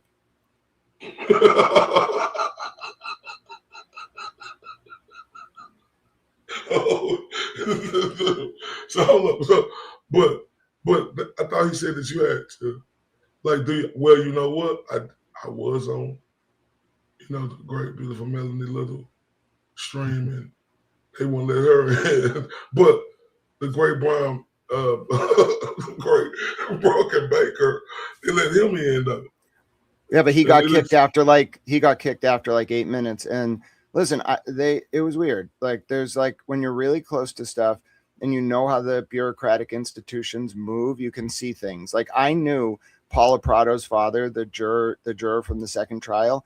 I knew that dude didn't get an 18-month concurrent in Andover, in Attleboro District Court and in federal court on missile theft secrets and CSAM for no reason with Kevin Reddington involved. I saw this shit from a mile away, a long time ago. I just had to put all the pieces together. And then I did. So, it's really quite beautiful. You realize what I'm talking about, right? When the state police want to investigate someone like Aiden or Karen or Lindsay or anyone, they use private firms on the state level. Here we had Marty Kraft's firm and Brian Albert's firm. They're okay, I'd give them 6 out of 10. They're they're decent. They're a little like kind of like aggressive, like unnecessarily aggressive. Like stay the fuck out of people's lives, motherfucker. But the federal government, and this is what people mean when they say prosecutors have unlimited budgets. The state kinda, like you can spend a lot if you're a prosecutor on a PI firm to outsource an investigation and then launder the information, like illegally obtained information. You can launder it pursuant to a case called US v. Heller from 2009. It's called parallel construction. It's brutal, but it's not that well funded, like a couple million at most, bro, over a few years. The feds, oh my God, when they outsource an investigation, first of all, it's not one investigation, it's like 7. And second of all, it's like $70 million over 4 years. I found the contracts. The federal government used a private investigation firm to investigate the state police and their private investigation firm. And guess who tried to protect the state police? My mother, who had a mental breakdown during yesterday's hearing. And wait till I tell you about what happened on my live stream. And I think she's their lawyer. How do I know this? Because Brody Hardoons, Perkins and Keston, her former firm, got retained to represent both Yuri Buchanan in the Karen Reed civil case and Dylan Haldeman in the Lindsay and Aiden case. Yeah, I remember you telling me that. So, look, you said mental breakdown. What do you mean she had a mental breakdown? And I'm comfortable talking about this because it happened on stream, right? I was streaming yesterday during the hearing from 10:30 to 11 or 11:30, whatever it was. And I finish up, and it was an emotional roller coaster for anyone watching that hearing, whether you're watching the blue pill version or the red pill version. It was intense. So, which one is the better version, the blue pill or the red pill? No, I'm saying which one, because I'm trying to see what pill I was on because, I didn't know it when, I thought that judge was a complete dick yesterday, right? So I'm just trying to see what pill I was on because I know he was a dick, but I thought he was interrupting Bedero like, oh my gosh. I think it's possible, Ray, that you were on neither pill. You were just watching, which is the point. You're a lay observer. So I'm not critiquing you. I'm not condemning you. I'm not praising you. I'm just saying you saw what everybody else saw, but that's not the magic of it. The magic of good jazz is what you don't hear. So to bring this full circle, it was a good tune yesterday. I thought I played my role well, even though no one told me what I was fucking doing, which I'm a little upset about, but I'm a little towel. So anyway, I kind of figured it out. I'm telling you. Listen, I interrogated Sean on the golf. You don't understand. You don't understand. Then I interrogated poor Will. I felt a little bad about that. But okay, going back to the point. So when I knew this was some serious shit, first of all, I knew it was serious, as you can watch my reaction on camera at 10:29, 23 seconds yesterday. I started crying. Like, first of all, I went like this. Then I started waving my arms around like the wacky inflatable towel flailing arms man. And then I started crying. I don't cry. That's not a thing. Because I realized, oh my fuck, not only did they get stung by the feds, they know. Cosgrove realized the whole point was for him to realize. Now, that enough was huge. But then my mother, I'm sitting there streaming with a lot of people watching. It was like 28,000 people on X or something, which I was just like, what the fuck? So I'm sitting there and I hear like right after the hearing ends, Ray, I'm talking like 6 seconds after the hearing ends, I hear screaming that my viewers, the towel friends, thought was a child or a banshee. Like through like 30 feet away, I could hear this, and so could the people listening. Now I get up right away because I'm like, this must be something serious. Someone is hurt. Someone's dying. So I get up. I go down. My office is upstairs. So I go down one flight of stairs and I find my mother 10 seconds after she starts yelling, screaming. This was not yelling. This was screaming incomprehensibly. She's on the phone with 911. Now, I'm like, oh my God, what is going on? Like, and you can probably find the 911 recording where I'm in the background. Like, Mom, you just yelled 10 seconds ago. What's going on? Finally, she's like, able to say a word I understand, which is like, move your car. So she's screaming like I've never seen her scream. I've known this woman for my entire life, almost 40 years. I have never seen her scream like this in my life, no matter what has happened. Big fights, arguments, like things going wrong, my brother like doing his thing. Like never has she ever screamed like this at anyone for any reason. And so I just go into the driveway and I just move my car. I'm like, I don't have time to figure out what is going on because I couldn't process it. I just moved my car, pulled it around the corner, and then saw her like speed off at a speed I've never seen before in my life. Just like flying up the road. My stream was running. So I just go back inside. And I just start talking about what had happened. No less than 5 minutes later, 5 police officers show up at my home. And I hear like another softer word, like, hi, Grant. Like, Grant, are you here? So I just leave the stream running and I walk down the stairs again. I find like one blonde cop, a woman cop at the top of the stairs, like on the second floor. I find another woman cop, like on the like landing of the first to the second floor. And then I find 2 male cops at the bottom in the first floor, and then like a clinician.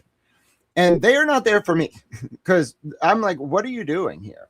And they're like, can you tell us about what just happened? Like, because someone called 911 and all we heard was screaming. And I tell them exactly what I told you. She screamed. I went down within 10 seconds. She was on the phone with 911. She was incomprehensible, and I was very concerned.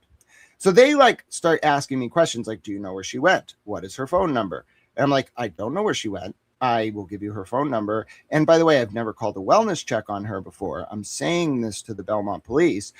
I don't know where she's going. I don't know if she's a threat to herself or other people. I've never seen her act this way before. I'm asking you to do a wellness check on her. So they immediately like walk down to the bottom of the stairs. And as we're finishing our conversation, and I'm like, oh yeah, by the way, if I'm right about all this, she'll be at Brody Hardoon's, Perkins and Keston having a crisis meeting. And she is involved with a court hearing, I think, that just went down in Suffolk Superior Court. And furthermore, Michael Proctor's brother-in-law is Jimmy from the Belmont Police. Don't you know him? The blonde cop's eyes just went like, and then they just left. And then when my mother got home like 6 hours later, she said nothing, and we haven't talked about it since. So that was weird. By the way, Ray, this was building all week. Like something was wrong for weeks. I could tell like she was just off kilter, like abnormally off kilter. And it wasn't because of personal things like those ebb and flow. I'm telling you, it was because of like, she was involved with some bad people and they were feeling the pressure. They didn't know where it was coming from. And yesterday during that hearing, the people close enough to this to know this is a problem realized it was a setup. It was a setup against the state police and the Norfolk DA in Cosgrove. All of them got stung over multiple years. And I can take you through, Ray. The contract started, like there was a former DEA guy named Brian McKnight who joined Five Stones Intelligence like 10 days after John O'Keefe died. John died January 29, 2022. This guy joins the firm February 11, 2022. The federal grand jury starts up May 26, 2022, according to Jessica Leslie, the leakers indictment information.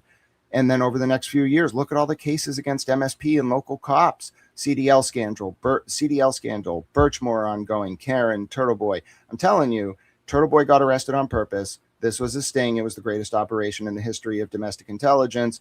Take a bow. Good job, DOJ. Okay. Now, so you were at the court or you were at home, Smith?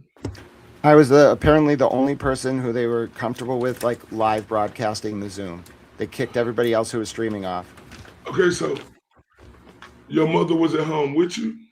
Yeah, during this, I didn't know she was downstairs, but I found out at the end of the hearing when within like minutes of it ending, she started screaming and flew out of the house unlike anything I've ever seen before in a like fit, like actually incomprehensibly screaming. I've never seen her do it before. I'm being very direct. I've lived with her for a long time. And I hope she's doing better today. I don't know. She just never brought it up again. That's how I knew I was onto something. Like there were people who were working with the state police yesterday who realized everything that they had been doing over the past few years was actually being monitored. Their secret Discord servers during the trials, witnesses like Jen McCabe cannot be talking to Brian Tully and the Norfolk DA and have secret Discord servers where they violate sequester during the trial. That's a crime. Okay, so. And if they were all being monitored, not by wiretaps, but by actual contractors who are working for the DOJ through a very good PI firm called Five Stones, they're all fucked. They can't get out. There's no saving themselves. It's over. They're done. They're going to federal prison, some of them.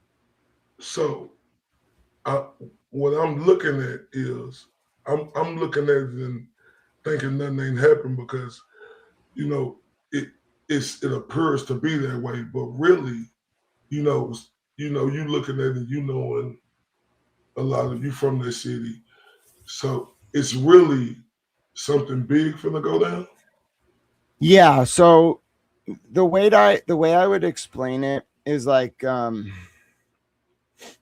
there's a lot of intersecting investigations. So if you read the Boston Globe Spotlight series recently, there's a really good article in their Cop City series, or Snitch City or whatever the fuck they call it. It's about like the state police abusing informants. So what happened here was, this is my opinion. This is Towel's overarching theory, unified theory of everything. What happened was it was multiple incidents of abuse of women. Okay, this is mostly about human trafficking, money laundering, and drugs. The state police and local cops in Massachusetts, a certain ring of them, were trafficking girls to brothels that were like cop run. Okay, and so I think what happened was people stumbled onto this. Potentially John O'Keefe told Karen about it, and that's where all of this kind of started. These cops who were involved in this ring were in essence also using their state informants and local informants as like sex objects. So like the Globe talks about how female informants, like either via their boyfriend or themselves, would get caught up in drug investigations and then pressured to like not only work as informants, but like give sexual services to the state police and local police. That's what was happening. And then if the guy would get fired from the local police because he got caught up with IA before the Post Commission was around, he would just go over to the state police. Like it was a ring of cops like trafficking women and their informants. How the fuck are you going to investigate this when the state police and local police are on interagency task forces, like out of the bricks, the Boston Regional Intelligence Center with the FBI? You can't. You have to outsource it. So they did. They spent $100 million over 4 years investigating this ring of state police that were abusing female informants, their own informants, and running brothels. That's what the story is here. Karen found out about it. That's why she told Rotten Mangoes between February of 2022, when Karen was arrested the first time, and June of 2022, when she was indicted. She thought they were going to come to her house and hang her from a door and say it was just her own fault to kill her because of Sandra Birchmore. Karen was very integral to bringing these people down. And yes, when the dominoes start falling, the issue with this is, right, normally you would have plausible deniability. You would have all these cases start being made, but they wouldn't say who the CHIS is, the confidential human intelligence source. They would just like mind fuck the people who got charged and make them think it came from somewhere else. They don't have a choice now. They have to, as you know, like you can look at that big case out in fucking California. It was with the guy who was like close to like Nipsey and may have been involved with his hit or whatever, like the big guy who just got busted on conspiracy charges. Bro, he's Big U. Yeah, Big U is representing himself to get the list of informants that testified against him. Like that's how like intense this goes. So anyway, like, but that's the hip hop task force, which is completely different.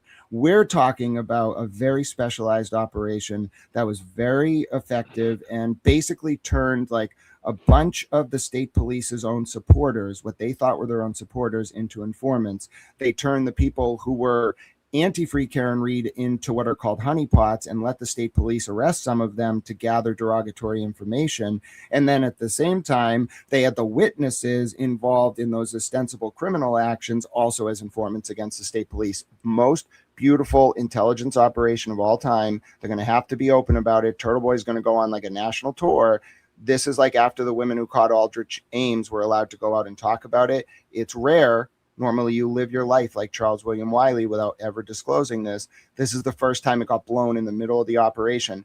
I know the DOJ is not mad about it because I went down to federal court 2 days ago for the Monica Cannon Grant sentencing. They were hugging Adam Deutsch, the DOJ powers that be. They were celebratory.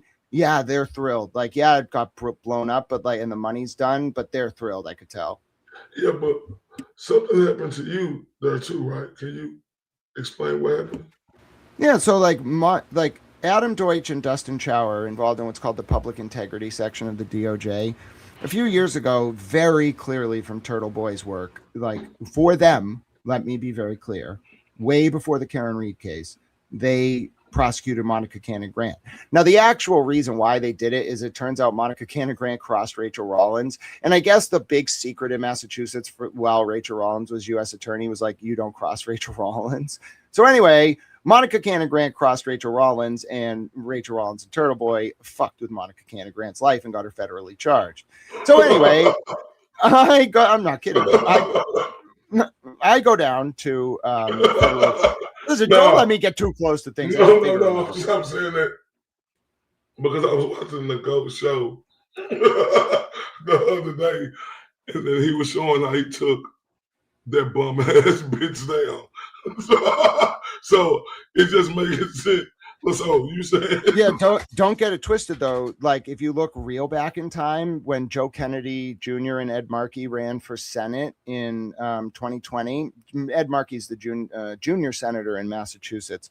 Joe Kennedy Jr. is like JFK's like nephew or grandson or something. I don't know. He's a third generation or fourth generation Kennedy.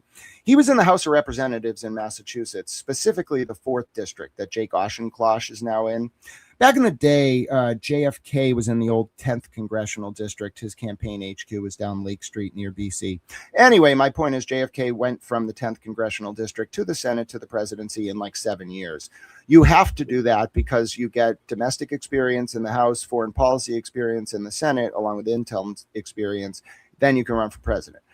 Joe Kennedy Jr. was in 2020 was going to go from the 4th congressional district to JFK's old Senate seat. The desk is very important in Congress, like very important, like JFK's desk. And you get it if you're the junior senator from Massachusetts. So he was going to beat Markey. Now, if you're the Joe Biden White House, which was not actually run by Joe Biden, he was a fucking puppet for the Democratic establishment. You got to take out Joe Kennedy Jr. and you got to make sure Ed Markey wins in 2020. Or guess what? Who's going to be your primary challenger in 2024? This was before Joe Biden like collapsed mentally and they had to use Camelot, which is a bad idea. What are you going to do? What are you going to? Go ahead. I'm sorry, but my favorite part when Trump told him. But what are you going to do? Like, if you're the DNC, you cannot have Joe Kennedy Jr. win that seat. He will primary Biden and win. So what they did was they had Turtle Boy and Rayla Campbell go, like literally Rachel Rollins, the then Suffolk DA with ties to the Biden White House, had Turtle Boy send Rayla Campbell to Joe Kennedy Jr. events to sabotage him so Ed Markey would win the primary. Now, as soon as Ed Markey won the primary, guess what Rachel Rollins got rewarded with? The U.S. attorney position. Oh. So that means when they took down Monica Cannon Grant, like, listen, Turtle Boy's been building investigations for years. I'm sorry, I didn't mean to blow his cover, folks. I think he's doing honorable work, but like, this is the greatest like operation ever. Like the Monica Cannon Grant thing was great. This is better. Okay. They took down the state police. They took down the Norfolk DA, and Adam Deutsch is going to go in there and just kind of like do the coup de grace. It's beautiful. It's great. It's glorious. Yeah. Also, this better than him, you know, because he was speaking on his show like that was a big one for him right there. But he deserves it and more. He But this deserves one it and better. more. I mean, yeah, this one is. So let me ask you this real quick. Is there any way he could sue them for hundreds of millions of dollars? Maybe, but I think it's more likely what you'll see. Like, so I was talking about modified limited hangouts. Like, it is mentally torturous to live your entire life living half truths and like half acting. It sucks. It really does. It will wear you down. It will break you as a person, and you won't want to. You won't feel like a human. So like I think a lot of folks, and I'm not saying for better or for worse, but like he deserves to take accolades. Like the greatest thing you can pull off, literally, in the intelligence community is getting out with permission to say you worked in it. So like I'm telling you, the ladies who investigated Aldrich Ames, he was a spy for Russia that the CIA ladies in the Internal Security Division, who are called the Mole Hunters, found. They were allowed, because of how great they were, to blow their own cover and go out and say what they did. He's going to be one of them. He's that good. Tell the world, right? Yeah, he's going to tell the world, and he's going to be very famous. And they're going to protect. I mean, you got to live the rest of your life like protected, but he'll be like John, like he'll be all right. I mean, because he's gonna have a lot of money, so you mean he gonna need security? He'll be all right. He's already all right. I'm trying to. No, go ahead. You said you was real slick with that. That one right there. What you said though? You said he gonna be out. He'll be able to be real famous, but he needs. It's very rare, and it's not a vain or pride thing, but it's an accomplishment to be able to work clandestinely and then get the company. It's called the company, the agency's approval to go out there and say you did it. That's so rare. It's almost unheard of. I know like 5 people who have been allowed to do that. Okay, so you saying when they granted him to be able to still go do his work when he got out of jail? Wait, no. So everything, like his work is way bigger than this case. It's not just Turtle Boy. What you are looking at is an international operation that does different things. Like the coolest thing they ever did, I don't think Turtle Boy was involved in this. The coolest thing I found this firm did was they caught the FBI lying to the FISA court, and they helped President Trump expose the Russia hoax. Like these people are amazing. Oh wow.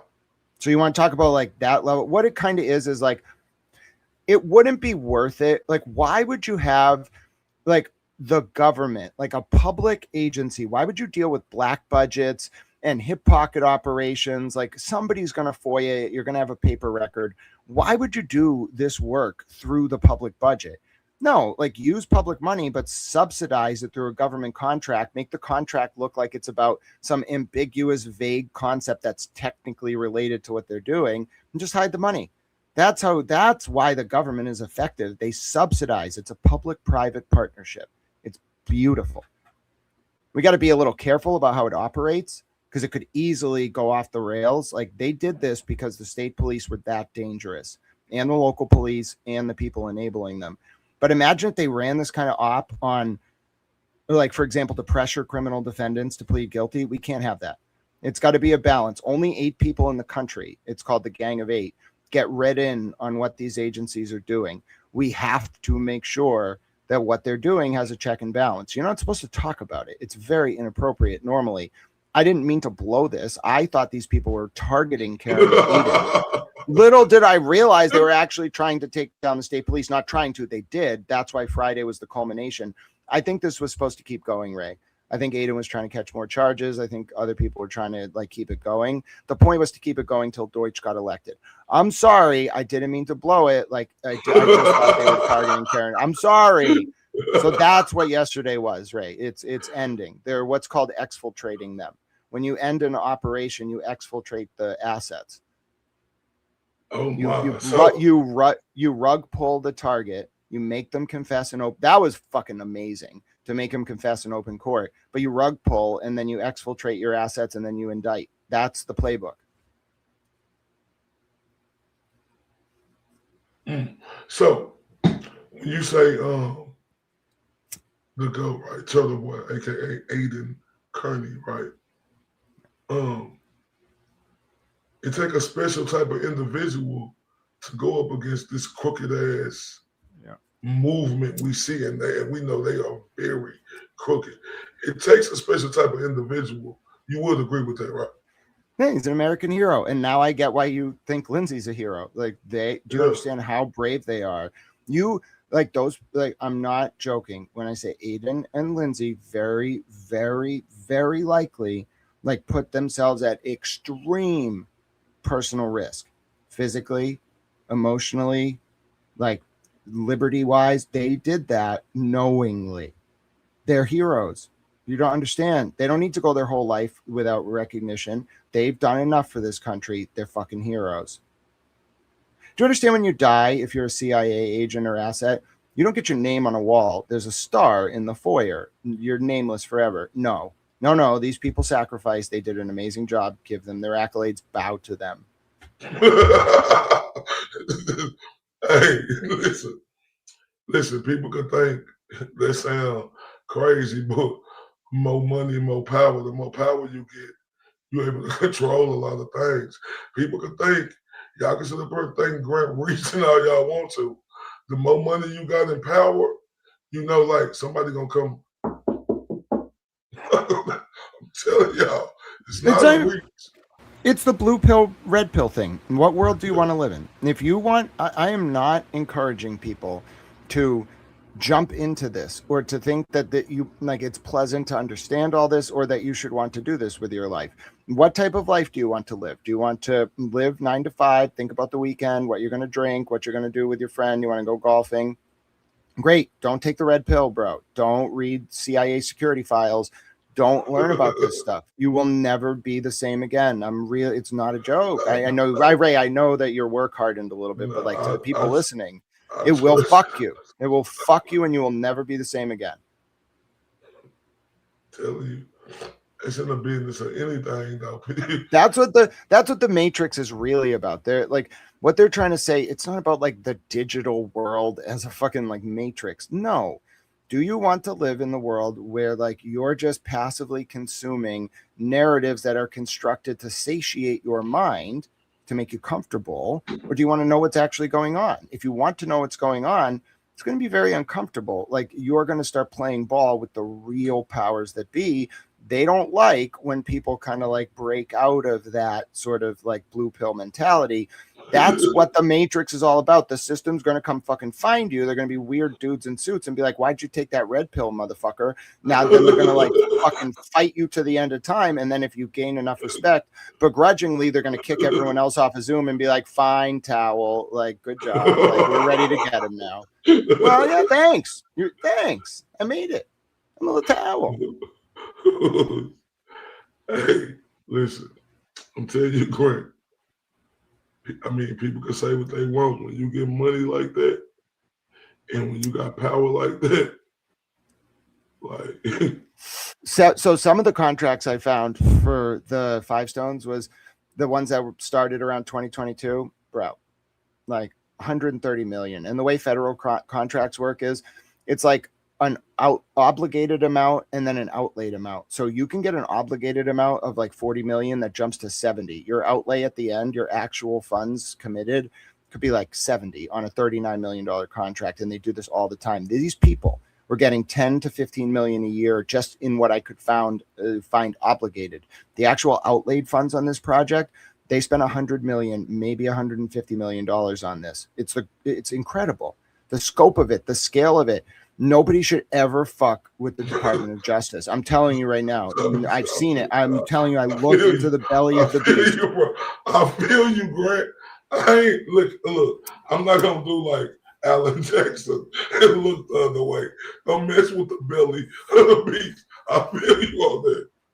Yeah, but so when I walked into federal court the other day, I was like you can read the vibe in a federal courtroom. There's no cameras. Like you have to be a very specific kind of reporter. The only people who hang out there are like me and Shelley Murphy from the Globe, maybe Flint McCooligan a little bit from the Herald. The only people who actually like are there routinely. That's it. So you and the U.S. attorneys and the federal probation officers and the victims advocates and the powers that be. What you have to understand about the DOJ. Oh man, real quick, man. Go ahead. RIP to Houston icon, hip hop legend, pioneer, Swisher House finder, Michael 5,000 watts. He died at the age of 52. So rest in peace to him. So look, I got time, but we do got to take our first little break. You good with that, Grant? Yes, and then when we And come look, back, I'm picking up on the DOJ hierarchy. oh no, That's a and yeah, preview. oh yeah, no, look, say Grant. I like how you coming, cuz. Now look, y'all see, support the movement, support Grant Show with a cash out. Support my show with a cash out, Venmo or PayPal, and Grant got the same thing. Y'all show up and show out, man. We'll really appreciate it. Turn us up, right? We'll be right back in 2 minutes. We're gonna let them listen to some of this fire. Oh my God.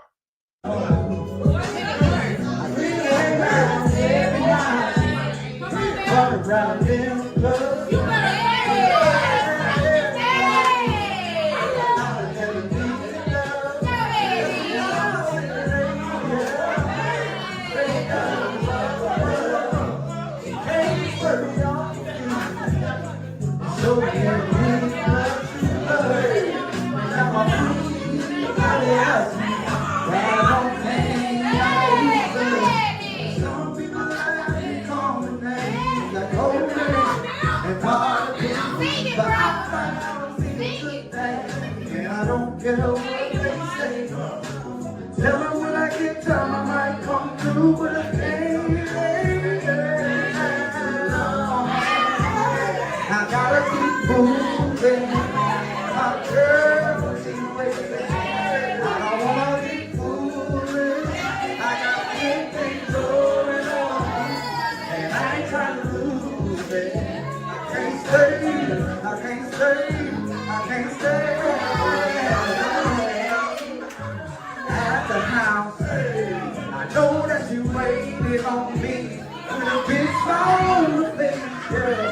Looking real good, smelling all nice and sweet. She know I'm out on the road. I'm doing my music thing. She know the temptation.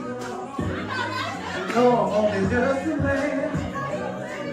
But I, hey.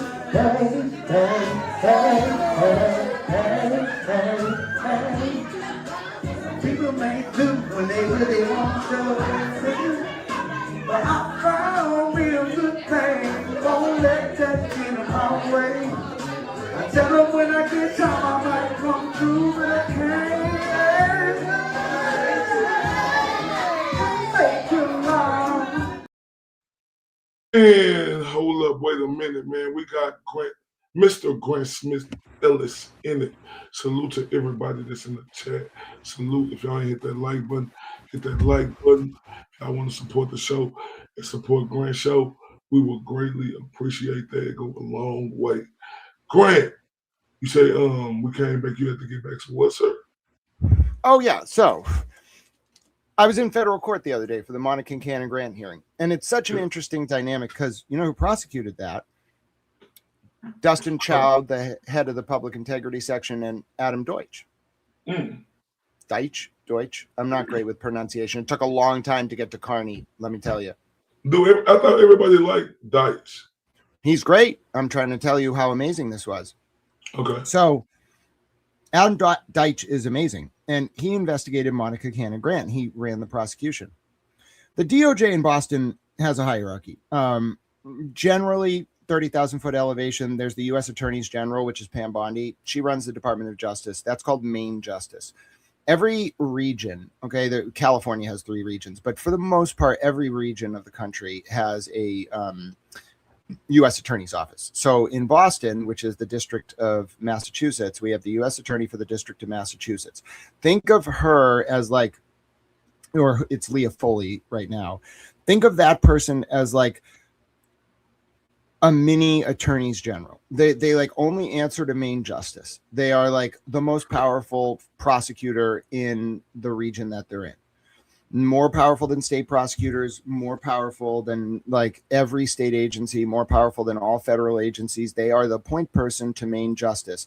Think of the intelligence community as like a wing of the Justice Department. It's closer to a wing of like the military, but we can't use the military for this reason, for these purposes, for various reasons I don't want to get into. It has to do with like I don't want to get into it. The point is, we sheep dip them and turn military people into DOJ investigators, like, or DEA agents or ATF agents or Navy SEALs or whatever. Like, we sheep dip them from one thing to the other. By doing this, the DOJ is the most powerful investigatory apparatus, not just in the United States, but in the world. You don't fuck with the DOJ. Don't avoid the Treasury sanctions. Don't launder money. Don't commit crimes. They'll fucking find you. They'll get you. They're hunters. They're those shadows in the night. They are more scary than anything you can imagine. They are the eyes and ears. They are everywhere. They know everything. They don't swing and miss for a reason. The question is, what are they going to prosecute? Not do they swing and miss. So anyway, the DOJ has a hierarchy, though, and the U.S. Attorney for the District of Massachusetts runs an office. Under that office are a bunch of divisions. This is where it gets really complicated, but there's 75 sections of the DOJ. 75. That means every district office has 75 sections with a division chief, with a head, like a head of the public integrity unit, head of the criminal division, head of the white collar crime division, et cetera, head of the antitrust section, et cetera. Okay, all these people work under the U.S. Attorney for the District of Massachusetts. Hold on real quick, Grant. I think we both just got turned up. Did you get turned up? Oh, hold on. I'm checking my phone, Ray. Thank you for that. I did. God bless you. No. Yeah, and I'm gonna say the same thing. We just gonna turn them up real quick. You hear me? We gotta turn them up, Grant. Yeah, say, Grant, I see how you coming, but you wrote that shit up in 2.5 seconds. My God.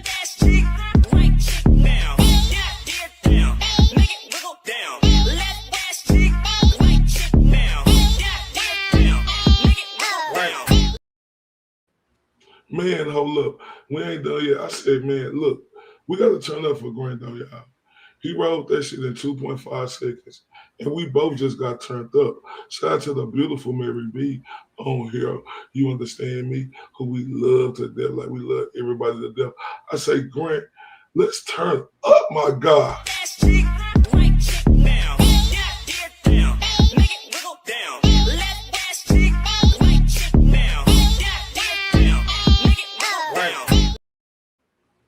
Hold up. Man, Grant. Say, we turning up, say, Grant. Look. But, I mean, hey, boy. Say, boy, you like a marksman, man, with these words, boy. Like, boy, you spit them out like a rapid fire. I'm talking about, but they hitting, though. Like, hey, look. You know, hey, people don't have to, like, whoop-de-woo. But I'm paying attention. I'm sorry, sir. You continue. No, thanks. But I guess the point of it, so is imagine knowing all that, the hierarchy, like who's the head of the criminal division, who's the executive officer, who took out Rachel Rollins in the fall of 2022, who helped Josh Levy get into that office, the political constellation of the transition from Josh Levy to U.S. Attorney Leah Foley, the role of Reagan Communications, et cetera, et cetera. Anyway, so when you're in that courtroom, there's like the blue pill and red pill version. There's like the Monica Cannon Grant sentencing that's going on. And then there's the complex, like political dynamics involved when Adam Deutsch is talking to the powers that be at the Department of Justice, and they're all hugging him. Now, the context there is that there's been a lot of pressure from the state police over the past few weeks on Adam Deutsch. Why? Because stupidly, the state police PI firm was given, I don't know how this happened, a recording where Karen Reed talks about being a cooperating informant for Adam Deutsch, which almost blew the operation. And then I blew the operation anyway by accident. The point is, they were putting a lot of pressure on Adam Deutsch because of this. And Adam Deutsch is not just running for Norfolk DA. That's the DOJ running for Norfolk DA. Hello. And so when they went at him, I was like, oh, bro, I have to find a reason to go down to that federal courthouse so I can read the vibe. I got to vibe check these motherfuckers. I went in there. It was like they wanted to have cake. They may as well have been popping fucking champagne. This was the day after I blew the 5 stones off. So I was like, oh, fuck. They cut the funding. They're exfiltrating them. A towel has won. And they were proud of me. They looked over at me and they were like, that's that little towel. They were smiling. Then they hugged Adam Deutsch. I was like, I'm a little towel. And I was like, Shelley Murphy, is that Adam Deutsch? And she was like, yes. And I was like, I know. So the vibe was outstanding. I wanted to bring them cake. You don't understand. There was a party. They may as well have been drinking. I've never experienced anything like that in the federal, and it wasn't about Monica Cannon Grant. They didn't give a fuck. Man, talk your shit, correct? And the boss lady was there. Let me just tell you, Little Law Girls, I don't know. Little Law Girls is going to be a great intelligence asset one day. But let me just tell you, bro, Little Law Girls, what are you doing? She was a little blinded by wanting to talk to Adam Deutsch, right? Now, listen, I get it. I remember like baby's first like federal court appearance. You know what I'm saying? All right. I'm not trying to be degrading here. Like, I remember it's very fucking intimidating. You're like, oh my God, I'm in the belly of the beast. The men in black are going to get me. Where's the guy with the flashy thing? Oh no. Eventually it gets cool. Okay. You just got to like be around. But the first time, bro, let me just give Little Law Girl some advice. You cannot go over to the U.S. Attorney's side and sit in the back row while the entire power structure of the Department of Justice in Boston is hugging Adam Deutsch. I get that there's a time and a place, but pick your spots, okay? I'm saying to her, oh my God, don't do that. I didn't say it. I was on the other side of the courtroom. I'm thinking to myself, oh my God, get the fuck away from there. Run. You can talk to Adam Deutsch when he leaves. Like, run away from those people. You can't overhear the wrong thing. They're going to hate you. They're going to hate you forever. Like, you got to have some nuance and tact when you do this. Run the fuck away. But she didn't. She did. She's so fucking bold. She was just like, fuck it, I'm going to stand up and talk to Adam Deutsch. I was like, oh my God, this girl's got stones. Okay. Oh, look. So how did that go? She did great. She got him to talk to her. I was like, bro, you accomplished your mission, but bro, play it careful. Bro, do you understand? I'm sitting over on the other side of the court wearing like a sweatshirt that says legalize equality to throw off Monica Cannon Grant's family so I can find out who her new husband is. Like, I'm that ruthless, okay? I don't fuck around. All right? So she, though, Little Law Girl is just like, fuck it. I'll just go right into the belly of the beast and sit next to Deutsch and ask him, dude, come on, that's ballsy, motherfucker. Like, they like you. You're going to get a position there, but holy fuck, I've never seen anything so ballsy. Oh, my. So, look, but everybody is excited about, they say his name wrong. So Adam Deutsch. Yeah. They excited about him coming to office because, I heard people saying, like I say, yeah, a lot of people smarter than me, that he gonna be able to, take them people down who did all of this, right? Is that true or not true? Yeah, imagine being in the Wizard of Oz, getting to Oz, and then instead of the guy behind the curtain being a little midget, the guy behind the curtain is the most scary fucking thing you've ever seen. Say hello to Adam Deutsch. Oh, he's the scariest fucking thing they say. No, Dustin Chow's scarier than him. I just want everyone to be clear. I get it now. Listen, I've heard a lot of U.S. attorneys argue because I go to different federal court cases. I'm very interested in the DOJ. I just think they're amazing. So anyway, I love America. Safety, country, God, family, in that order with academics thrown in for good reason, and I don't compromise on those principles. So anyway, I really like the DOJ, so I go to watch a lot of hearings. I've never seen Dustin Chow in a hearing. Oh, my fucking God. No wonder why everybody is fucking terrified of these people. Like, you listen, I want to give all kudos to David Unetti, Mr. David Unetti, Mr. Alan Jackson, Ms. Eliza Little, Mr. Robert Alessi, Mr. Bettero, Mr. Bradel. I want to give them regards as attorneys. Okay. They are attorneys. They do their job. I've never seen any attorney like Dustin Chow in my life. Oh my God. It's horrifying. He's incredible. I saw those binders. He's like a walking fucking encyclopedia, and he cites and references like in real time in front of the judge. Judge will just ask him like, can you tell me this exact figure? Bro goes to the exact page in the document where the fucking figure is, pulls it up. Is like, yes, Your Honor, $106,003. That sounds right, Mr. Chow. And then immediately judge will be like, now what if we like did the subtraction of the forfeiture amount from the restitution amount? Could you do that? And then he flips to page 7. Oh, $206,004. And then we take the 103. Oh, yes, Your Honor. But what about this amount from Black Lives Matter? They don't want restitution. So we'll cut out the 3,806. Bro, oh my God, I was like, this man is my hero. So hold up. He on our side. Yeah, he's a good guy. He doesn't. I Okay, get the cool. sense he hates the state police. They're very corrupt and they hurt women, and he doesn't like people who hurt women or take public money and fuck with it. Like if you raise money, like a lot of money, and you fuck around, you're gonna find out, and that man's gonna be on the other side of the table. I love that man. He's my hero. Okay, so how would this play out? So let's talk. Okay, can we talk about Lindsay, or were you going somewhere else with that? Well, no, I think that the reality is that this was way bigger than any one person. Turtle Boy was central, Karen was central, Lindsay was central, but this was really, and people deserve accolades for this, a complex, well-funded operation to expose a very dangerous group of people in the state and local police in Massachusetts who were basically a gang. You want to talk about H-Block, bro? Like H-Block's cool up here, I guess, but like H-Block and the Irish mob and the Italian mob, bro, they got nothing on these fuckers. And in turn, these fuckers had nothing on Five Stone's intelligence. Five Stone rocked their fucking minds, ate them alive, and made them their bitch. So, but I'm, so Lindsay is what's the good news for her after all she been through? Can I tell my bird story, Ray? Yeah, I'll tell it.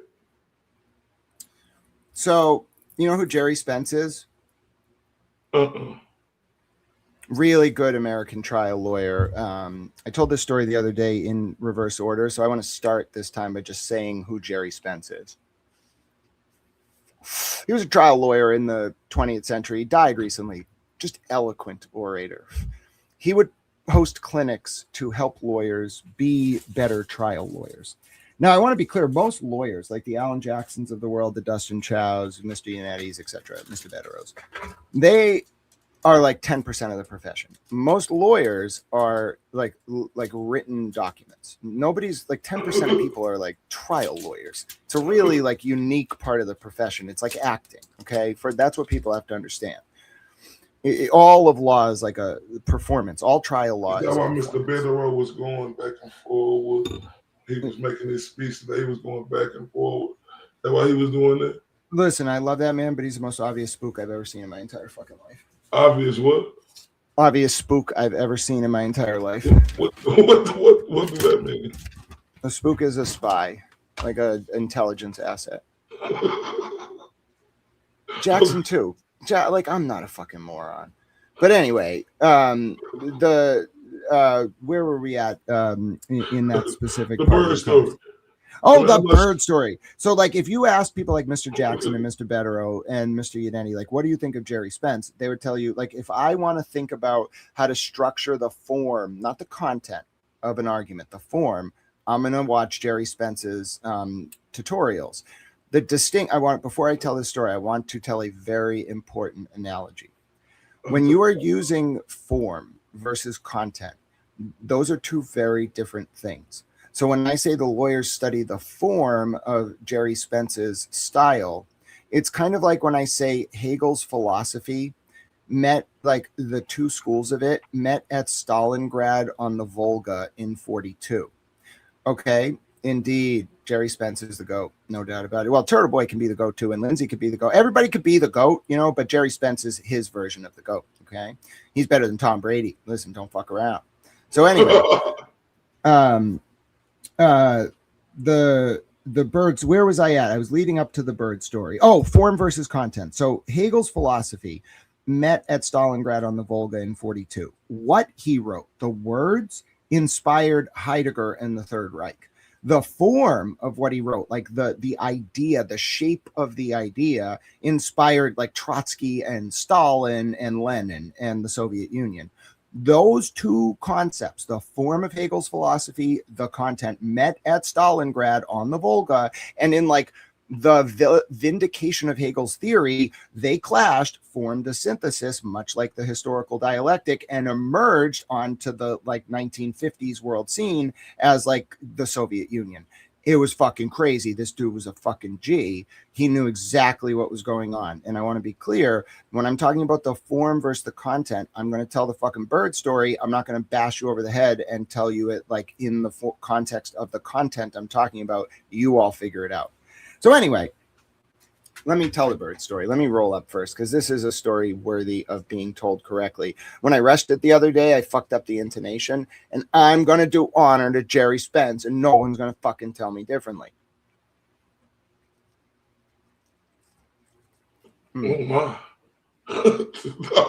Shit. Hey, you So, stand on what you stand on. All right. There was a young man.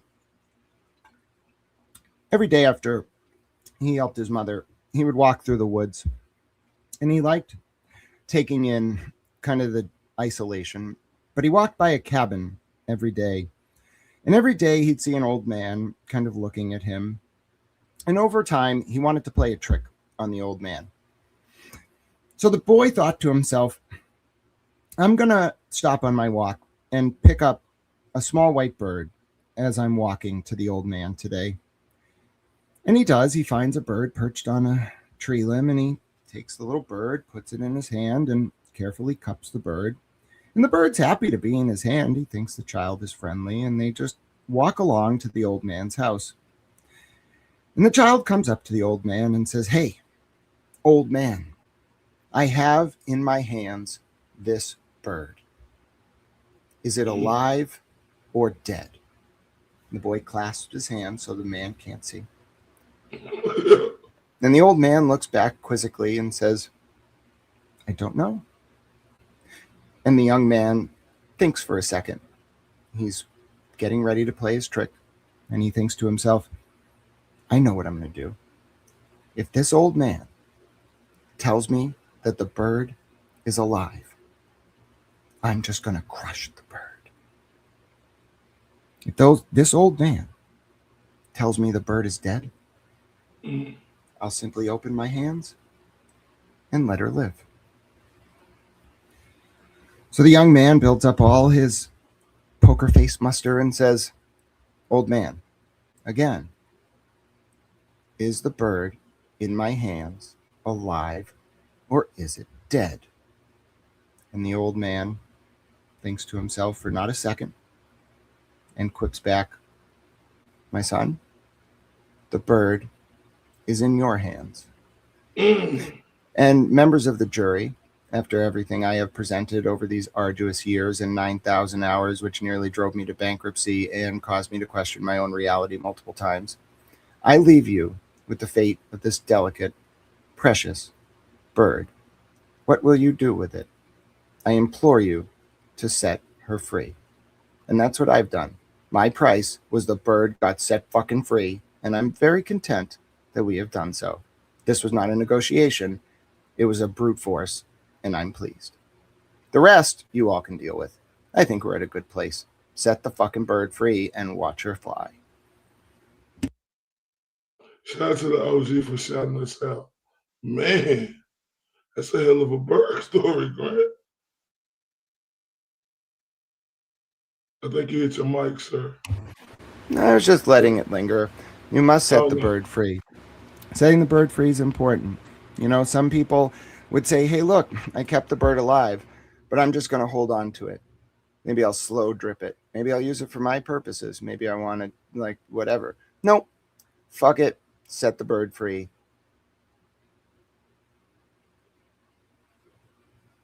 Oh, wow. And thus we protect the Republic. The Constitution lives to fight another day.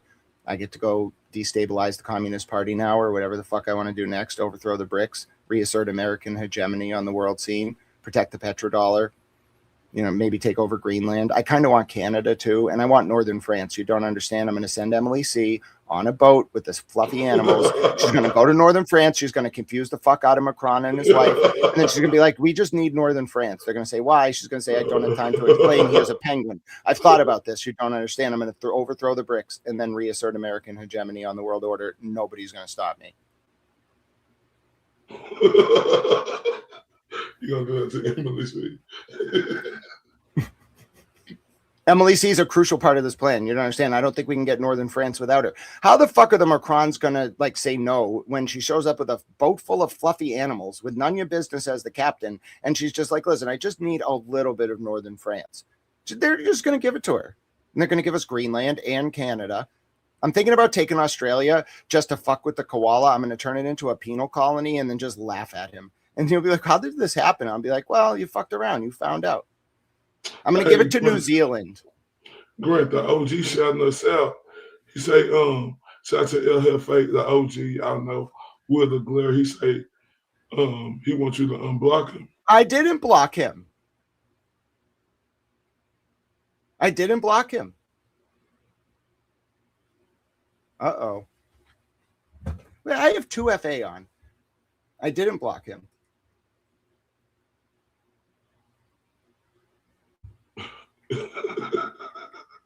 No, don't fuck with us right now, folks. No, I didn't. Oh, I didn't block him. His account is restricted. Tell him his account's restricted and he has to pass a captcha check.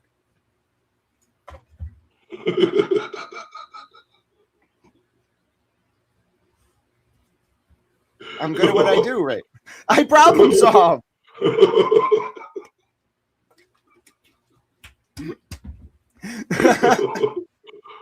I'm very digitally proficient. My friends built the internet. You don't understand. I hung out at the Internet Archive.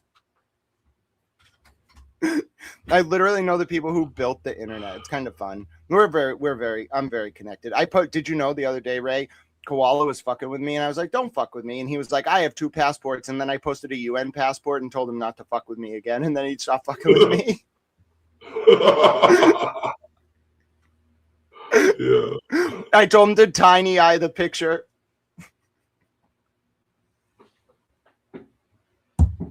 Oh my God.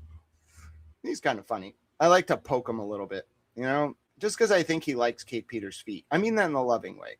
People who like Kate Peters' feet, you know, listen, to each their own, bro. I'm a legs guy, and she does not have good legs. I'm sorry, bro.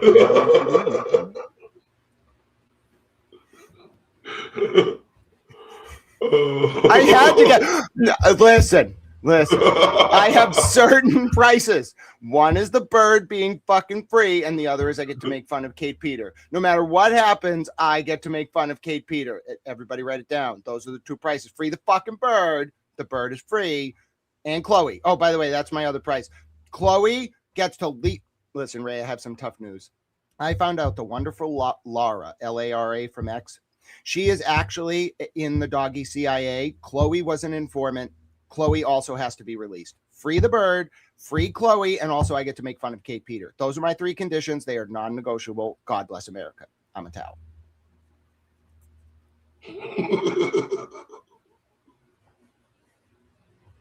Oh man. Well, you are hilarious. Yes, and also I'm telling you, Ray, you put me up there with these other countries, right? You just wind me up. I will get us Greenland, Canada, Australia. I'll overthrow China and we'll take part in northern France. Like, vote for me. That's the plan. We just have to do it. They'll be baffled. They won't even know it hit them. So what about them Patriots going up against them Seahawks who favored to win? Yeah, I could see it. I could see it. Like, I feel like, so unfortunately, Ray, did you know my college roommate got drafted by the Patriots in 2008? I didn't. Yeah, he got drafted 2nd round, $2.4 million signing bonus. I used to hang out with him and Patrick Chung. Oh, wow. Yeah, so you want me to tell you a little bit about the NFL, or you want the blue pill or the red pill? I want the one where I can see everything. I want to see everything. All right, if I tell you this, you're never going to think about sports the same. You should be comfortable with it. Oh, shout out to the beautiful Erica Walls. I think she's in the building. Erica's great. Check out her new YouTube channel. She's amazing. She's going to conquer. She's integral to my plan. Don't tell the British. We're going to conquer Northern Ireland and give it to the Irish. She's going to help. So, you need a rider. I won't deny you. I'm a straight rider. Oh, love. Now, but I'll give you the I'll give you the scoop on it. NFL? So take a look at a reporter named Dan Moldea. Really cool guy. And by the way, you wonder like how good I am at what I do. I emailed him. He responded. Okay. This man in the 80s exposed like what professional sports in America is. Now, you've been following these indictments of the NCAA, the NBA guys, etc. The federal rigging indictment. Yeah, hell yeah, I've been watching that shit. All right, so let me explain it to you like this. Before do you know why gambling is legal in Europe? Tell me. Because if you match fix, it's a crime. Really? Yeah. I'm very familiar with the way the Premier League and others deal with criminal sanctions for match fixing. It's a crime because when gambling is legal, the outcome of the match is a public integrity issue. If gambling's not legal, sports are just entertainment. It doesn't matter. It's like betting on a WWE match. Nobody gives a fuck. There's a cap. Like, nobody's going to bet on that shit. It's rigged. But if sports are being bet on and gambling's legal, if you match fix, it's a crime. It's abuse of the public trust. Before gambling was legal in the United States, everywhere, it was a Supreme Court decision that made it happen in like 2019, striking down New Jersey's anti-gambling laws or something. I don't remember. Anyway, before gambling was nationally legal, it wasn't really a crime. And I know people are going to say, Grant, yes, it was a fucking crime. Think about the point shaving scandal at Boston College in '84 that led to Casino, like it was part of the movie Casino. I know, they did charge it, but it was kind of like back when like bookies in Boston in the 60s and 70s ran like gambling parlors. It was technically a state crime, but it wasn't a federal crime because they were paying their fucking taxes. They were like, I know about this. They were declaring their taxes as bookies and saying like, you can't charge us. It's not a crime.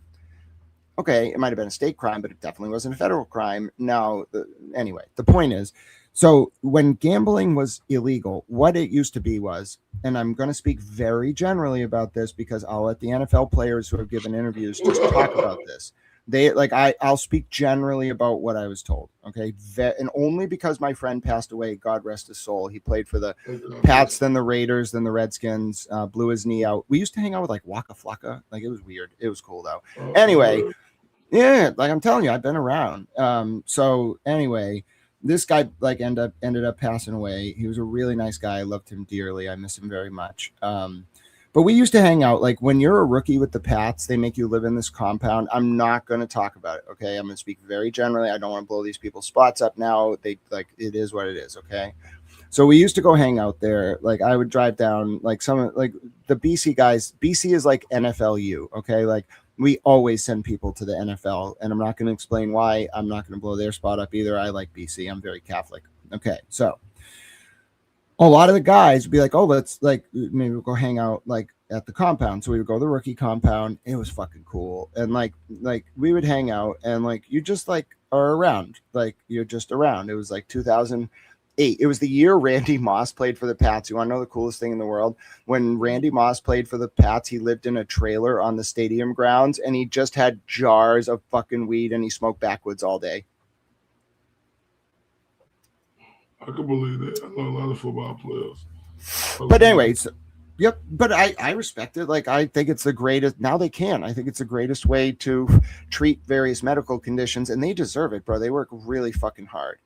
But anyway, so they destroy their bodies for our entertainment. They can do whatever the fuck they want, and anyone who's got a problem with it, I have a problem with them because I've seen how much they sacrifice. But anyway, they like would talk. Okay, and my friend. One time, I'm going to speak very generally, we were talking about New York, like the league office. And this is nothing Dan Mulday hasn't said, by the way. This is the only reason I feel comfortable talking about this. We were talking about like New York. And I think I was asking, we were just talking very generally, okay, very generally about like what happens like if New York during a live game, like sees something that like, they don't like. And the way my friend explained it was like, sometimes they want you to do good and sometimes they want you to let the other guy do good. So my prediction, the red pill prediction for Sunday is the Patriots are going to lose. Originally, they were going to win. That changed in the past 48 hours. I don't want to talk about the reasons why. It makes me very upset. Like I'm very fucking angry. They're going to lose. Seahawks are probably like, I got to look at the like movement of money on the books. I'd say like Seahawks like by 3. If more money's on the under than the over, it'll probably go under.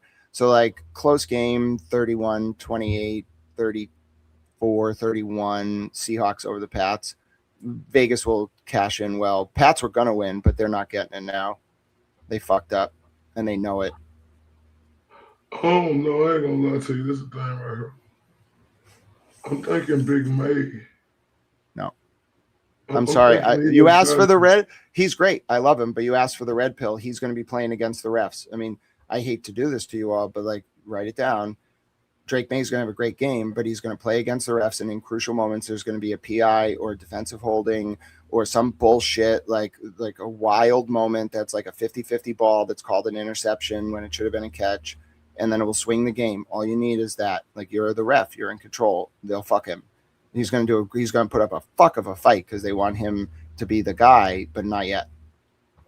It's going to look like he's close, but not there. They were going to win. I'm telling you. 24, 48 hours ago, they were going to win, but it's all like politics. And right now, if you've been watching the news over the past 24 hours, they're done. They're not winning. They got away from I should take my money off the bets.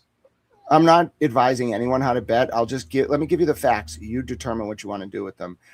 So Caleb Schillinger, who was the Norfolk DA appellate attorney on the Karen Reed case, like definitely used to work for the Pats, probably went back there. They had to really deal with that Butler situation. And then who was the other guy that got popped and charged? Brandon something. I don't remember his last name. Both of them got arrested. They managed to push the arraignments past the Super Bowl date. Why is that so important? Because the commissioner's exempt list basically requires like suspension upon arraignment. So they pulled strings. They got that shit passed. You deal with that political problem. Great job. Congratulations. You can still win the Super Bowl. You know what you can't get over? What happened last night? Nope. Robert Kraft's not holding up that trophy next Sunday. I'm sorry, folks. I love the Patriots. I went to the 97 Super Bowl. I was one of the only people there who did not have a Packers jersey or like a cheese emblem on their head. Okay, me and my dad, I went to Baton Rouge. I went to that Super Bowl. I watched them lose. What was it, like 35-17? It was a great game, but we lost. Okay, I was there. I love the Patriots. I love the Red Sox. I'm just telling you, it's fake. They're going to lose. Write it down. It's going to be a close game, and they're going to get screwed over. May's going to play well, but the storyline changed in the past 48 hours. They will lose a Super Bowl.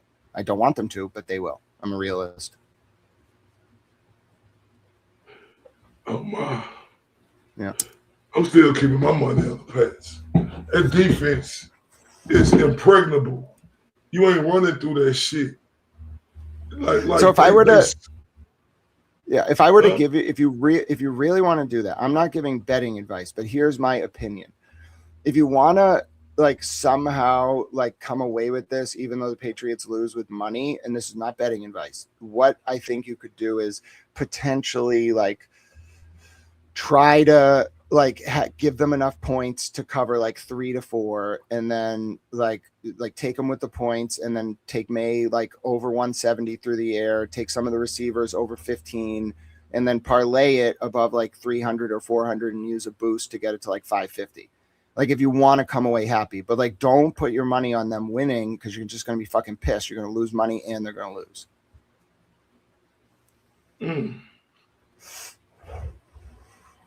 I don't believe it, Grant. I don't believe it. I think the coach who played for him, I can't think of his name right now. What's his name? What's the coach? New England coach. Oh, Vrabel. He was a beast back in the day. He was a linebacker or something. Man, they got that mentality. They got that old Patriot mentality, my God.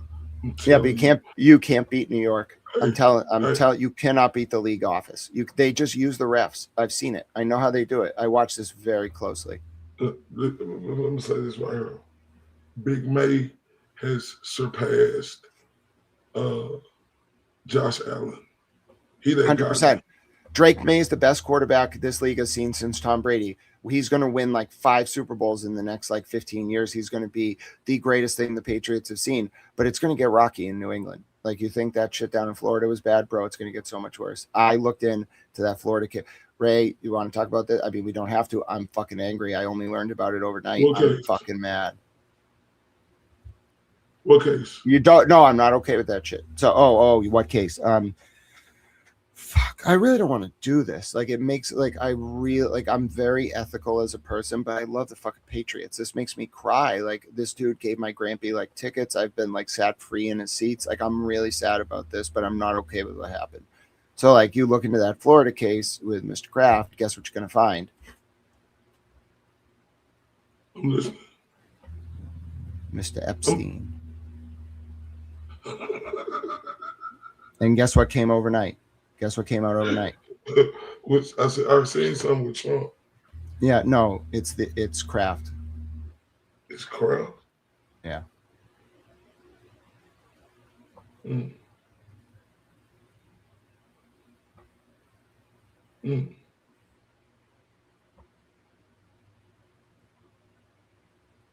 Oh my. Oh my. Damn.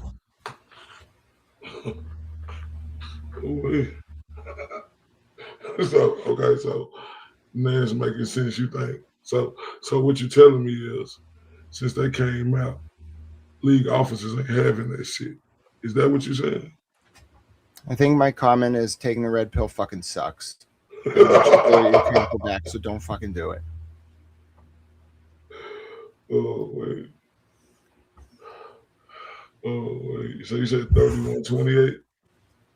Yeah, I need to look more. Like, what are the weather conditions? Where is it being played? Somewhere in California?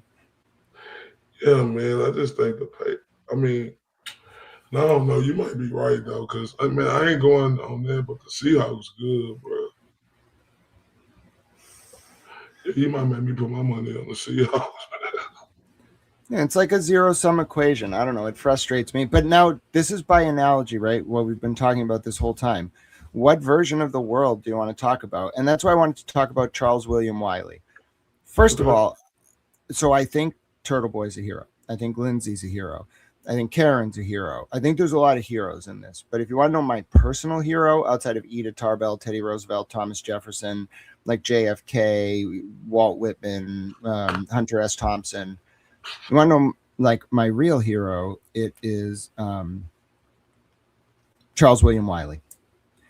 And the reason why is this. When Truman Capote wrote In Cold Blood, you familiar with that story, Ray? It's like the origin of true crime. Mm. When Truman Capote wrote In Cold Blood, it was about the Clutter family being assassinated in Kansas.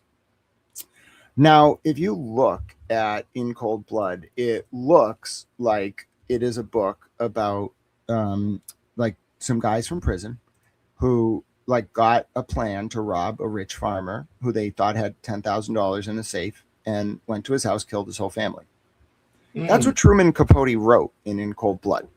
The reason why that book typifies the genre and my experience covering all of this is that that's not what actually happened. If you read a book published in 1992 called And Every Word is True by the son of the Georgia Bureau or Kansas Bureau of Investigator assigned to the Clutter family assassination, what you're going to find out is that the map, these guys got a map in prison, all right? And they claimed, the people who were like blamed for the murder in Capote's book, claimed that the map they got had been obtained a few years earlier while one of them was working for the Clutter's family as like a farmhand, okay?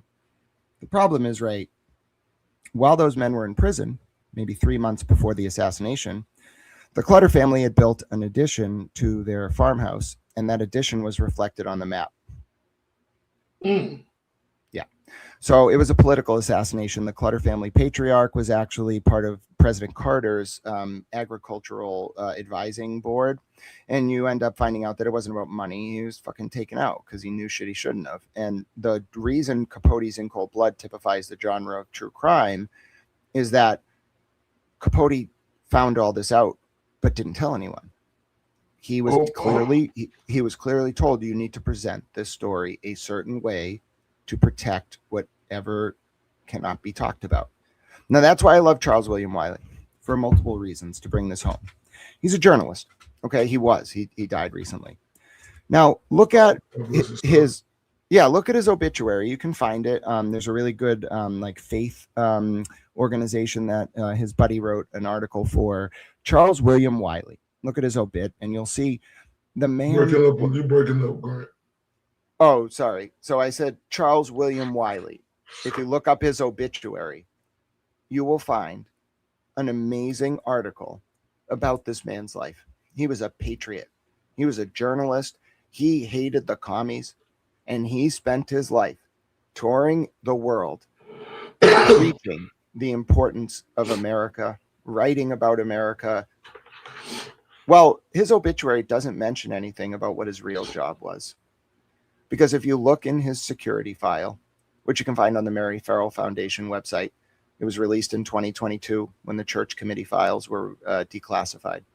You will find that Mr. Charles William Wiley was a CIA agent for 50 years.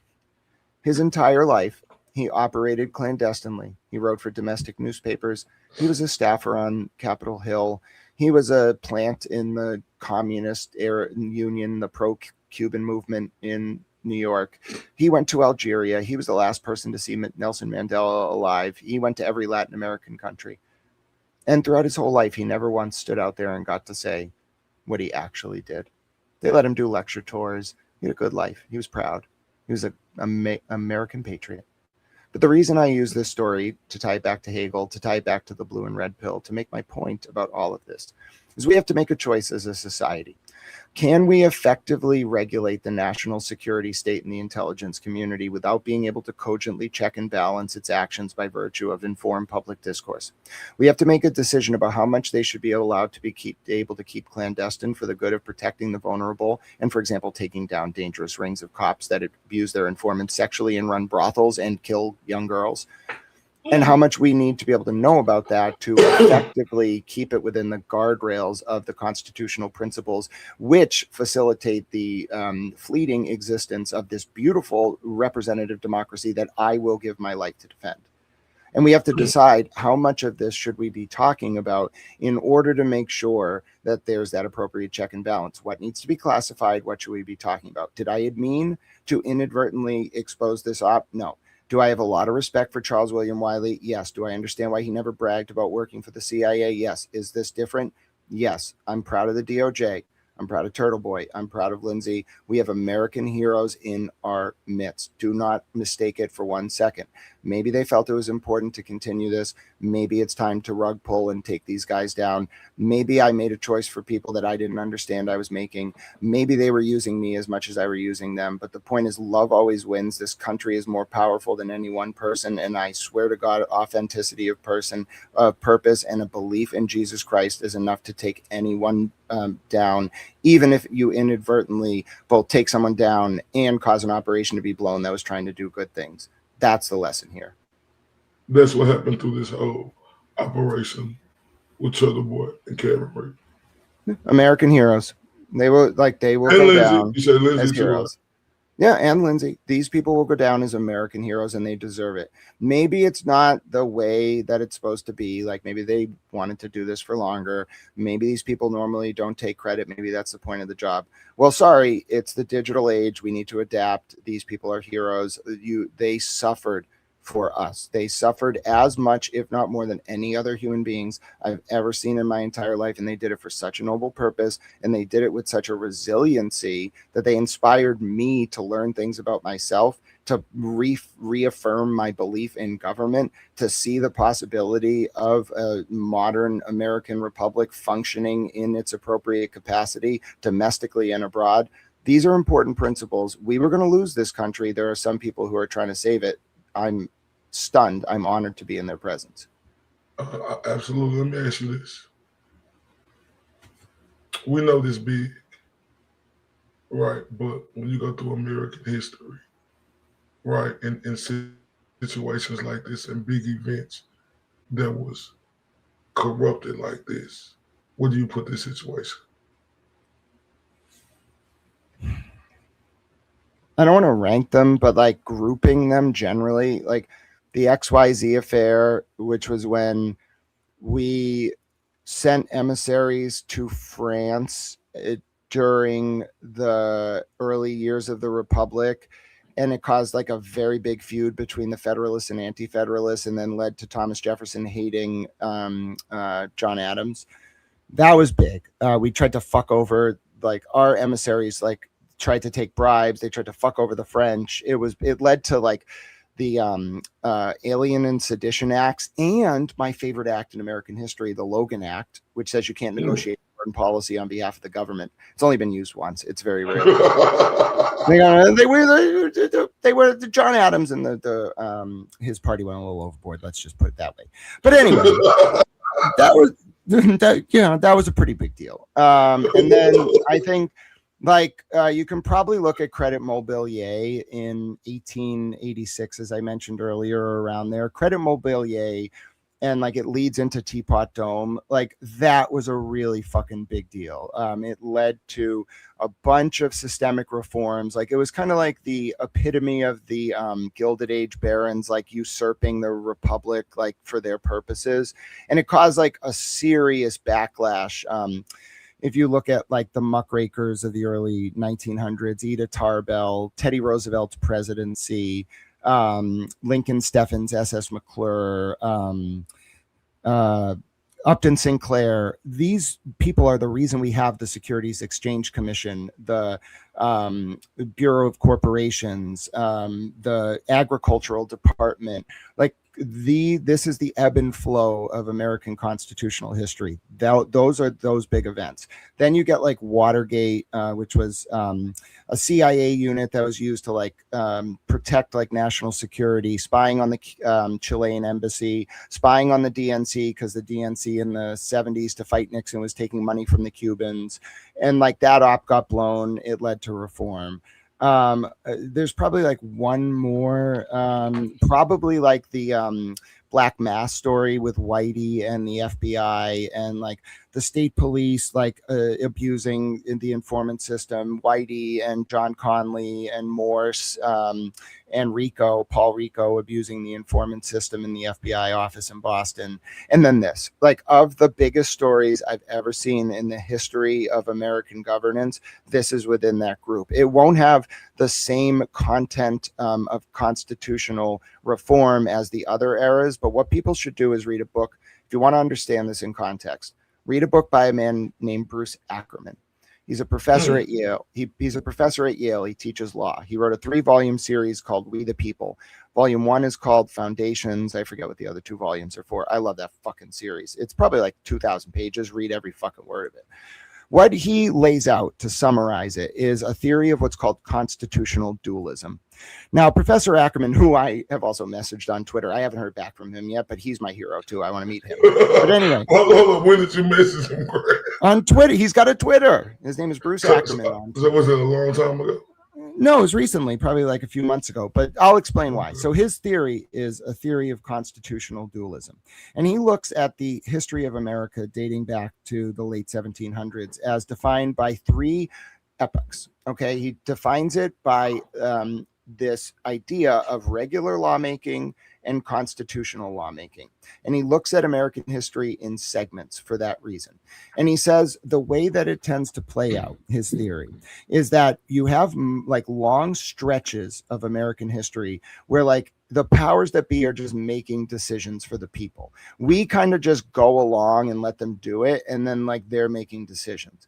But there are foundational moments. He points to the founding, Reconstruction, and the New Deal, where what happens is like we don't add a constitutional amendment, we don't overthrow the government, but we end up putting like so much constitutional pressure on the system that it reforms itself. That's how we like took out the British. That's how we took out Jim Crow. That's how we took out like the economic forces that caused the Great Depression. Like what it basically it's embodied in this case from the 1937 West Coast Hotel v. Parrish. But before then, you could not have minimum wage laws. No state could have a minimum wage law. Louisiana wanted to have a minimum wage law. The companies tried to fight it. The Supreme Court, because FDR had a New Deal, got threatened that the court was going to get expanded. So to avoid a constitutional revolution, there was like this moment where the people were able to pressure the court to allow the civil rights era to be born. Because of West Coast Hotel v. Parrish, you got Brown v. Board, and then the Civil Rights Act of 64. So all of us got it. I want to be clear. The American history would not have got those acts but for the pressure of FDR's supermajority in the 30s. So this is what I'm talking about. I argue we are entering into a fourth era of subconstitutional reformation, which is thus a new form of sort of this higher lawmaking. We're exiting a sort of lull, a doldrum of 40 years where the powers that be were just making laws on our behalf. The security state was run amok. It was fucking wild. Now the digital era has brought about this symbiosis, and we'll have another turn of the wheel where the sort of the wider democratic polity, I don't mean big D, I mean like us as a people, will rise up, pressure the system through this kind of reform, and we'll see another moment where we don't see a new constitutional amendment. We'll see the Supreme Court and President Trump and others embodying this new way of thinking about how the people are interacting with government, and we'll see specific reforms about the security state, the way the state police work, the way defendants are treated, the way informants are treated, the way women are treated, and we'll enter into a new era of American greatness. But it will be rocky. There will be a financial contraction. There will probably be a war, and then we'll use that to reboost our domestic economic prosperity. Then we'll leverage that money to use soft power to take over different areas of the world again. That's the cycle, and I'm going to be part of it.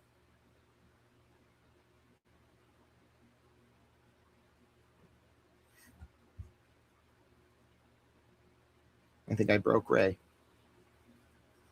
I'm sorry. I know you mentioned a lot of big things that happened, Grant, but I didn't get that answer to where you put what's going on. In this top situation. six.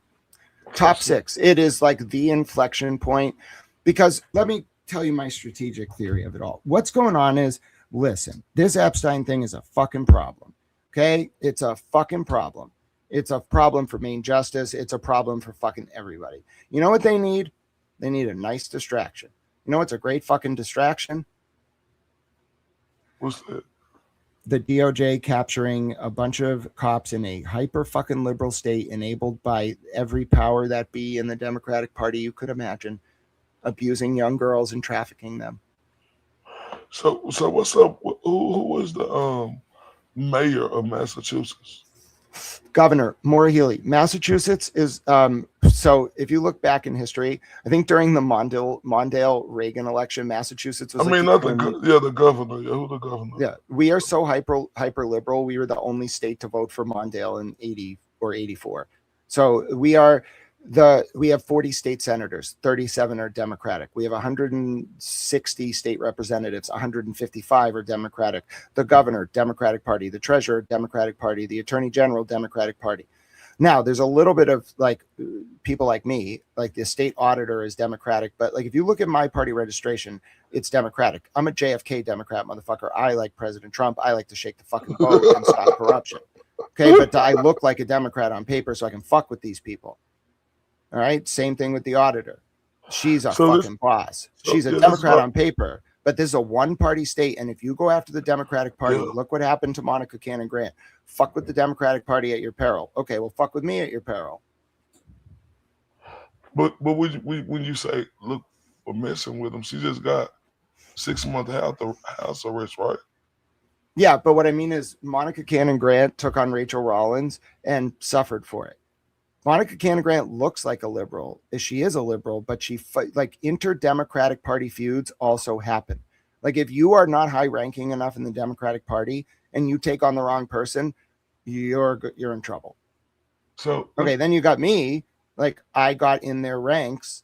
I got infiltrated, not on purpose. I was a JFK Democrat. The party left me. I knew everything about them, and I know how they move. And there's a lot of alienated Democrats right now. That's why Massachusetts is going to be the hotbed for exposing the Democratic Party. This is what we've been seeing, Don Lemon, some of these other arrests, child's play compared to what they're going to do to Massachusetts. President Trump, I don't think likes Mayor Wu. I don't think he likes Maura Healey. He's not going to get them by sending ICE agents here, bro. He doesn't want battles in the streets. He's just going to fucking humiliate them with some really, really embarrassing cases. That's what I would do. So you said it was like 155. You said senators, representatives, and on Beacon Hill, and all Democrat.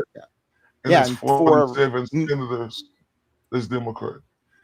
50 or whatever. Yeah, it's like 60 senators or whatever it is. 40 senators, 37 are Democrats, 160 reps, 56 are Democrats. It is a literal uniparty state. It's what Karen was talking about on Rotten Mango. And these aren't like, it's not Democrat Republican. This is an establishment. This is like a wing of the Democratic Party that has run Massachusetts since before all of us were born. How does that happen? Like when I see it's that obvious, like that world. It's vote that blue large no matter who. difference. No, vote blue no matter who. Yeah, vote blue no matter who. Yep, but how are you able to run a state like that when they all thinking alike? Vote blue. What do you mean? They run it. It's not pleasant. But they all think alike, though. That's not. Do you know how much it takes to get 10 minutes with redacted? And I'm only not saying that right now because I want these people to get arrested. Do you know how long it takes 10 minutes to get, how much it costs to get 10 minutes with redacted if you're not a force of nature? I know. $1,000. Maybe you meet on a porch in a restaurant in Southeastern Mass. 10 minutes. So show the fuck up. What do you mean? Like, I know if you want to, I'm leaving the politician's name out of this because I'm not a dick, but I am. I don't do this, okay? Because if I want something done, I don't have any fucking money, bro. If I get it done, it's by pure force of will and a good idea. But like, if you want to play the regular game in this state, 10 minutes, $1,000. This restaurant on the porch. Don't be late. Don't fuck it up. You pay and don't come. We don't care. Oh, wait. I'm just still lost that it's, you said 160 representatives. 156 of the 160 are Democratic. It fluctuates 1 or 2 seats per year, but the lowest it ever goes is like 153 Democrats and 7 Republicans in the House of Reps. They always have a supermajority. What that means is they get everything they want. And by the way, we have an inverted power structure. The governor is a powerful constitutional officer, but the real power in Massachusetts is the House of Representatives. The speaker, Mariano, is the most powerful. Under him is the Senate president. She's the second most powerful, then the governor. Financial bills originate in the House, so the speaker is the most powerful. The Senate president's powerful, and then the governor works with both of them. The speaker and the Senate president hate each other, so the governor has to like make them work together. It's kind of funny. It's cheeky. It's adorable. I think they're great. So that means shit. There got to be some Farmville ass towns who getting voted in to be Republican. Is it towns we know about that have senators or the representatives? Like, that's not what they're going to do. No, it's a zero-sum equation. I don't care if the Republican Party was led by Jesus. I would love that. Listen, if we could find Jesus and have him run the Republican Party, we'd be doing really good. I would love that. I'd vote for Jesus. You don't understand. I realize the separation of church and state concerns, but listen, the First Amendment was designed to protect the church from the state. Nobody says Jesus can't be the president. Or I'm just saying. All right. So anyway, Ray, what was your last question? I was thinking about Jesus. I was saying. I said 97% of us. I said so. It got to be Farmville towns. Oh, right. So they Republican, like that's not what they're going to do. So they will know they won't actually get people to vote Republican here. That was my point. Even if we had Jesus, they won't vote Republican. So the party, the GOP, the apparatus, what I would be doing if I were them is I would alienate Democratic support elsewhere by using Massachusetts as an example. So the midterms are coming up, okay? Like they can't lose the House. Like President Trump's going to get impeached if they lose the House. I don't want to see that shit. I hate that. I don't like when they bully him. Like, fuck you all. So I want the Republicans to keep the House. I like President Trump. He was nice to my grandfather. I'm never not going to protect him. Sorry. So I don't want them to win the House. So what the GOP, it's a lot of Massachusetts. Yeah, but they're never going to win the electoral college here. They're never going to win a Senate seat here. The best they're ever going to get is one position, maybe the governorship. Even that they're not going to win. I'm sorry, bro. I looked at the field polls. They're never going to pull it off. So you have to think differently. What would you do? What if you want to win swing states? What if you want to win House elections in swing states? Give people fucking campaign points to talk about why the Democrats are not a good idea. You're not going to win House seats in Massachusetts. You're not going to win Senate seats. You're not going to win the governor. You're not going to do anything. But if you indict people who were enabled by the Democratic establishment, oh boy, now we're playing ball. Because then you can influence Republican victories in the midterm House of Rep races. You can work on the Senate races, and then you tee up a 2028 Republican victory in the presidential election. But you better have a fucking good candidate. By the way, I'm available. I love President Trump. I'm a towel. And I love Jesus. What's that vice president name? I forgot his name. It's slipping my mind. No. I like Pence, but he'd be a good like CIA director. He can run something like that. Not president. That's his name, Mike. What's his name? No, Mike Pence. No, even JD Vance can't do it. Pence JD Vance. Yeah, Vance. No, JD Vance can't do it either. Mike Pence can't be anything because he's involved with the deep state. JD Vance can't be anything because other than CIA director, and he needs to be watched closely. Like he can't just be running SRS or OS with no oversight. So where's Mike Pence at? Is that Florida? No, he's like Petraeus. He's just the intel guy. Like we don't need him. Well, I'm hearing Party doesn't need him. I'm hearing it's somebody out of Florida they talking about. Who? Is it the governor? I can't think of his name. Rubio. Not Rubio. Yeah, we gave him to Canada. We gave Rubio to Canada anyway. He's okay. You know, he can do State Department stuff. I like him. Okay, so smart guy. So let's talk about Mayor Wu. What's the like? I mean, I guess everybody love her because they keep voting her in. She's no. She's kind of smart, right? You really think Jonathan Kraft really just ran for mayor? No, he split the primary votes. Yeah, so DeSantis. That's what I was talking about. Governor DeSantis. Governor DeSantis is a force. You know what I would do with him? I would put him at the head of an agency that ruins liberals' lives. I don't know. We need to just call it the agency to ruin liberals' lives and then put him in charge of it. He's hilarious. I love him. Greg Abbott, too. They're great. Greg Abbott in Texas. You know, Greg Abbott, he got a disability. He always win, boy.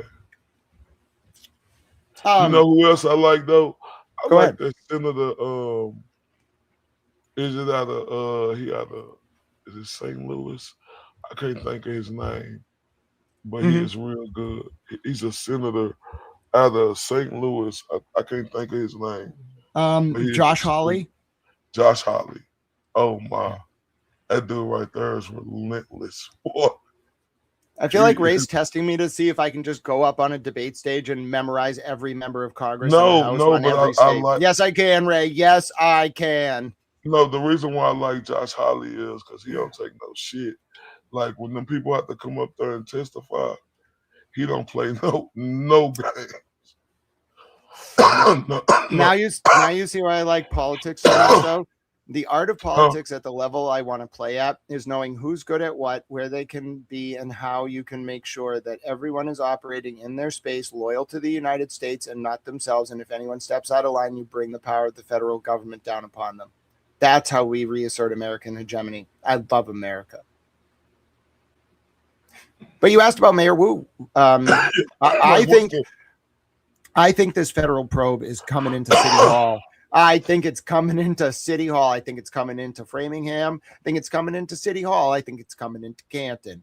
It's coming into Stoughton. It's coming into Dedham. They're going to just rip these liberals from head to toe, and I'm going to sit there laughing and be like, you deserve it, you fuckers. You hurt women and children. I'm mad at you. So like, do you look at it as Mayor Wu, you know, she I mean, allegedly, do you think she's in the end game? No, it's just the people around her. Like Democratic politics doesn't work like that. Like the person in public is just the front.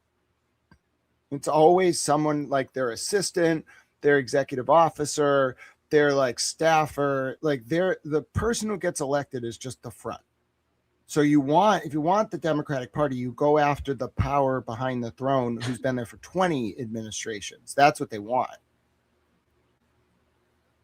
Oh, really? Yeah, Mayor Wu, some counselor who knows how to talk in public. Dime a dozen.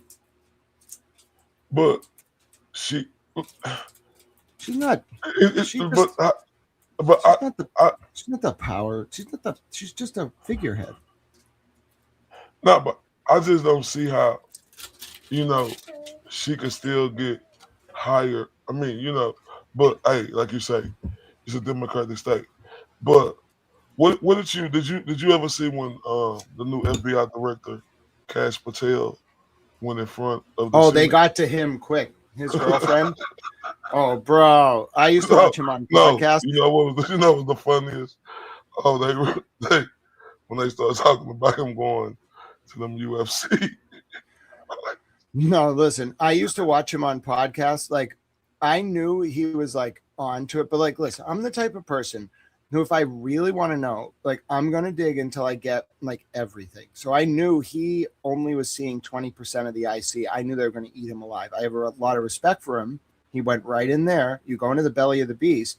But bro, you want to be J. Edgar Hoover, you need to know more than J. Edgar Hoover. Well, like, real quick, let me ask you this. Real quick. What do you feel about an FBI director? I don't think Kash Patel served in the military.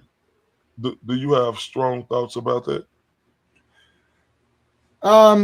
CIA director probably should have served in the military. State Department, I'd prefer military experience. I wasn't in the military, okay, because of my physical body, but I would have done it if called to serve. But like CIA, DOD, state, chief of staff, like the chief of the Joint Chiefs, all that, of course, they all need to have served in the military. For FBI, no. FBI, you need someone who is smarter than the CIA, smarter than the FBI, respectful of the president, like above and beyond. Like, it's like a priest who like is serving the Constitution. They have to be not like the FBI ran into trouble because Hoover got compromised by the mob. When the FBI is like uncompromisable, they're functioning effectively. So you need like someone who is pristine, like is literally like ideologically pure, like a very pure of heart person. That's who should be running the FBI. Kash Patel went in there, did good, but they got to him so quickly, bro. His girlfriend, dude, I can sniff Mossad out a mile away. I like Israel. Okay, I'm very sympathetic. I come from a Jewish family. I'm going to defend Israel till like the day I die. I'm sorry, you're not pulling me off that, but they got to be respectful. Okay, I'm part Jewish. I'm totally cool with using all our resources to help Israel continue to exist. We can take Iran. We can fuck with people. I'm cool with it. You got to just tell me what you're doing domestically, and then I got to be able to tell you, like, that's cool. You can't like do things that are disrespectful to American sovereignty. That's the only issue, right?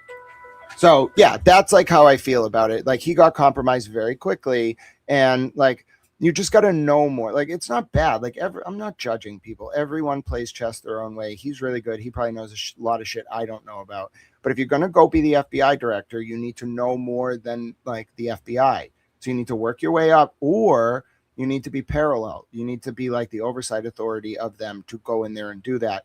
Go in there blind, bro. You're going to last like 20. You're not, first of all, let me rephrase. It's not that you're not going to last. Before you walk in the door, they're going to have psychologically profiled you so that the minute you walk in, you're on strings. You're not going to know it. By the time you realize it, you're going to be fired.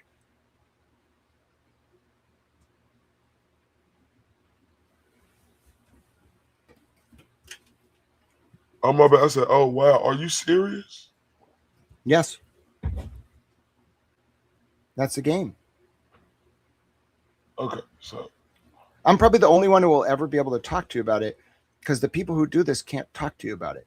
They look at me as like this reporter who understands this, and everyone else who figures this out just goes to work for them. Well, so that's what want me to lead you into this next question, because You know, we got the head of the CIA, John Ratcliffe. Mhm. You know, he was a representative here in Texas, right? Yep. And you know, he took over for William Burns, January this year, 2025, right? Yeah. You say, how do you feel that he never served in the military? And he's running the CIA. I think even if he did, we'd never learn about it. People who serve in the military in that capacity, they're not soldiers. They're intelligence assets. It's illegal under the laws of war to send a plainclothes intelligence asset into enemy territory. So even if he did it, we wouldn't know about it. You want to hear an interesting story about William Burns? Yes. You know where he worked before he was CIA director? Where is that? He was the ambassador to Moscow. Okay. Now, you know what I'm really interested in, Ray? What's that? Perestroika and Glasnost. Do you know what that is? No, please inform me, sir. So when Brezhnev at the end of the Soviet Union was trying to salvage its existence, he kind of adopted the early Sino model, the Chinese model of like hybrid state capitalism and communism. It's called perestroika or glasnost. Anyway, perestroika is probably the more common term. And it was a series of economic reforms in the late 80s before the fall of the Berlin Wall in 92. Now, what it attempted to do was give like large state companies in the Soviet Union, in particular in Russia, to oligarchs. All right. Now, there were a bunch of them: Andrei Bloch, Boris Jordan, Roman Abramovich. You might know, if you follow Chelsea Football Club, that third name. Now, in 92, the Soviet Union fell. Now, perestroika was great for the West because like the CIA was thrilled that they had all these oligarchs who could then like fill the gap of the Soviet Union and set up a capitalist style state in Russia. Okay, that was the goal. That was the whole point of the Marshall Plan after World War II. It was to build up to take out the Soviet Union. We went from multipolarity prior to World War II. We went to bipolarity, two powers during the Cold War, and then we took out the Soviet Union in 92 to enter an era of what's called the unipolarity, one power, a hegemon ruling the entire world. That was the point of the Marshall Aid. So we take out the Soviet Union, but the problem is it leads to the KGB turning into the SVR. And in the 90s, there's like a civil war by other means in Russia, where like the oil industry, the dairy industry, all these big like oligarchs like take control of the state. And then it all culminates in two major events in Russian history: the Moscow theater siege in 2000 and the like Chechen apartment bombings in like in Moscow or maybe another region like right after that. Both of those were occurring simultaneously to President Putin coming to power. Now, to understand this, you have to look at the time period between 2000 and 2008 when President Putin was in power, but there were term limits on the Russian presidency. Now, Russia after the fall of the Soviet Union was ostensibly like a constitutional presidency type system with the check and balance from a legislature called the Duma, the D-U-M-A. Okay, so the Duma in the years between 2000 and 2008 had a lot of checks on the Russian presidency. After Putin in 2008 consolidated power by removing presidential term limits and like basically humiliating the oligarchs on national TV and then like making himself ruler for life, the oligarchs got a little mad. Now, chief of station for the CIA under the title of American Ambassador, Bill Burns, at the time, was in Russia. Now, you got to imagine, I have the diplomatic cable, by the way, that's about this, which is how I know about this. I'll show you all if you want later, but I have it memorized, so let's just talk about it. So Bill Burns cables when he's Moscow ambassador back to state, and he says, you know, I got this really interesting guy. He's an oligarch. He came up to me at a function. It might have been his assistant, and he started talking about how he's worried about Putin's consolidation of power in the Duma, and he thinks that we can use soft power to overthrow Putin by building closer economic ties between Russia and the West. Turns out that man's name was Boris Jordan. So anyway, do I know Bill Burns? Not personally, but like I helped build the cannabis industry in Massachusetts. You send fucking oligarchs in here and you don't tell me that they're actually working with you to overthrow Putin. Bro, you think I'm going to start investigating, maybe stumble onto it? Yeah. So anyway, that was a few years ago. I love immigration. I backed down as soon as I figured out what the fuck was going on. I ran the other way. You don't understand. That was before any of this, by the way. I love this conversation, so, but I want to go back. I know the chat said Senator John Kennedy, you know, the Republican out of Louisiana. You know, what are your thoughts about him? Senator Kennedy is a boss. He reminds me a lot of Jim Jordan. Like, cross Senator Kennedy at your peril, because he's going to call like 40 people in 40 different agencies, find out what you're lying about, haul you in front of his committee, and then humiliate you. I love people like that. Okay, so let me ask you this, because you know his focus is on, you know, heavily involved, you know, with the ICE immigration, some enforcements, right? Yep. So, tough question. Do you think he took a hit, you know, to the recent things that happened in Minneapolis? No, let me explain it this way. And I'm probably the only supporter of President Trump who will give you this perspective. So it is what it is. I come from a family of immigrants. My dad's family and my mom's family, we're not really sure where the Jewish folks came from. We think Lithuania, but they changed their name when they got to Ellis Island because the authorities couldn't pronounce their name. Okay. My other part of my family immigrated from San Donato Val di Camino in Italy, and then another part came from, I think, County Cork in Ireland. So that's generally where I come from. Every single one of those people, I recognize that during the late 1800s and early 1900s, there was a swing. Like, we had the anti-Asian immigration acts, then we had a lot of immigrants coming in, then we had the anti-Irish sentiment, then we had more immigrants coming in. There's been an ebb and flow throughout American history as to the number of people that we can accommodate in this country. I am fully a supporter of people coming to this country from anywhere in the world. I have a few criteria. You come here, you better be loyal to this country. I think it's wonderful if you have family back home, support them all you want. You do not work for another government. Don't do it. Don't work for policies that support another government. Don't undermine my fucking government. Okay, that's cool. Come here, do whatever the fuck you want. Come here according to the process that exists at the historical time that you arrive. I'm sorry that we can't accommodate more people right now. I wish we could. We can't. We just cannot. I'm not going to turn away ships from Germany if there's a Holocaust. I won't. I will allow that kind of refugee resettlement every day of the week. We will never turn them away again. That's why asylum exists. But it got abused for too long. I'm fully aware of the concept of jizya, okay, which is Muslim migration to undermine sovereign Western countries. I'm fully aware of how that stuff works. It's not okay. It's okay to be from other countries. It's not okay to undermine the constitutional republic that is the United States. So we have an ebb and flow. This is a time where there are closed immigration policies.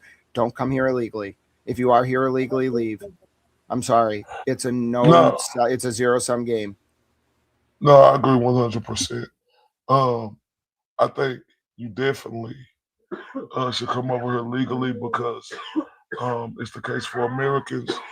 When we see things happen, especially what happened a few years ago that they always talk about in Congress, where they didn't do their due diligence and research, and they let that girl, it was a big thing, and she got, you know, murdered. God bless her family. Right. So yeah, I'm all about coming over here the right way, because if you don't, it affect the way we live. You know, I'm from Texas, right? Right, and this is a capitalist state, right?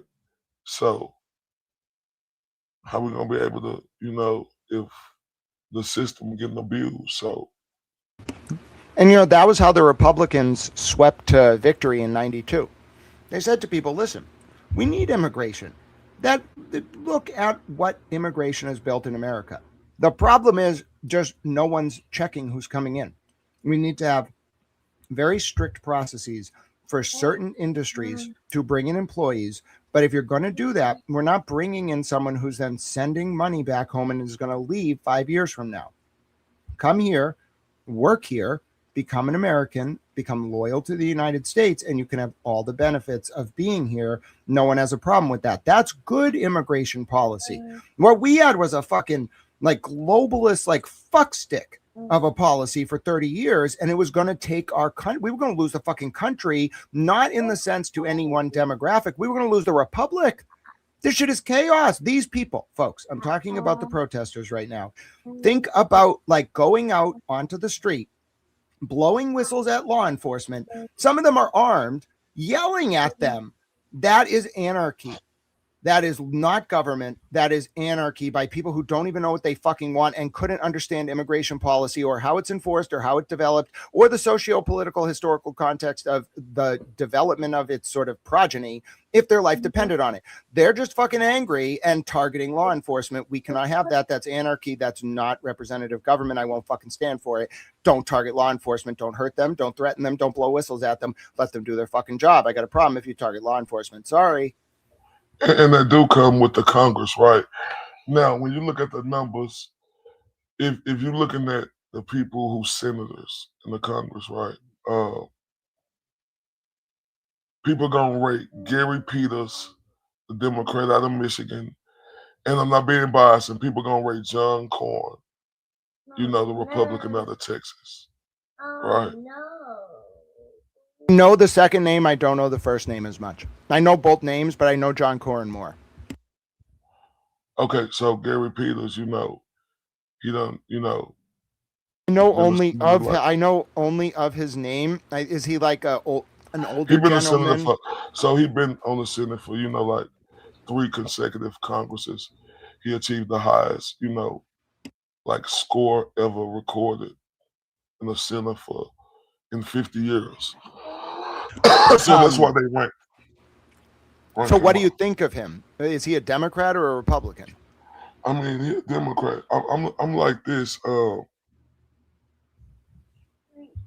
like both sides to try to work together. Mm-hmm. Now, obviously, right. I'm from Texas. We're a red state, and that benefit us more here, being a red state. But I like Gary Peters, right? Because he's good at what he do. But another one, and I'm not being biased again, Ted Cruz. He's good. Ted Cruz. He's an intelligence specialist. Like, you need like the government to like be held accountable. You need to make sure the government is operating correctly. Ted Cruz is like the elder statesman of government oversight. That's how I think of him.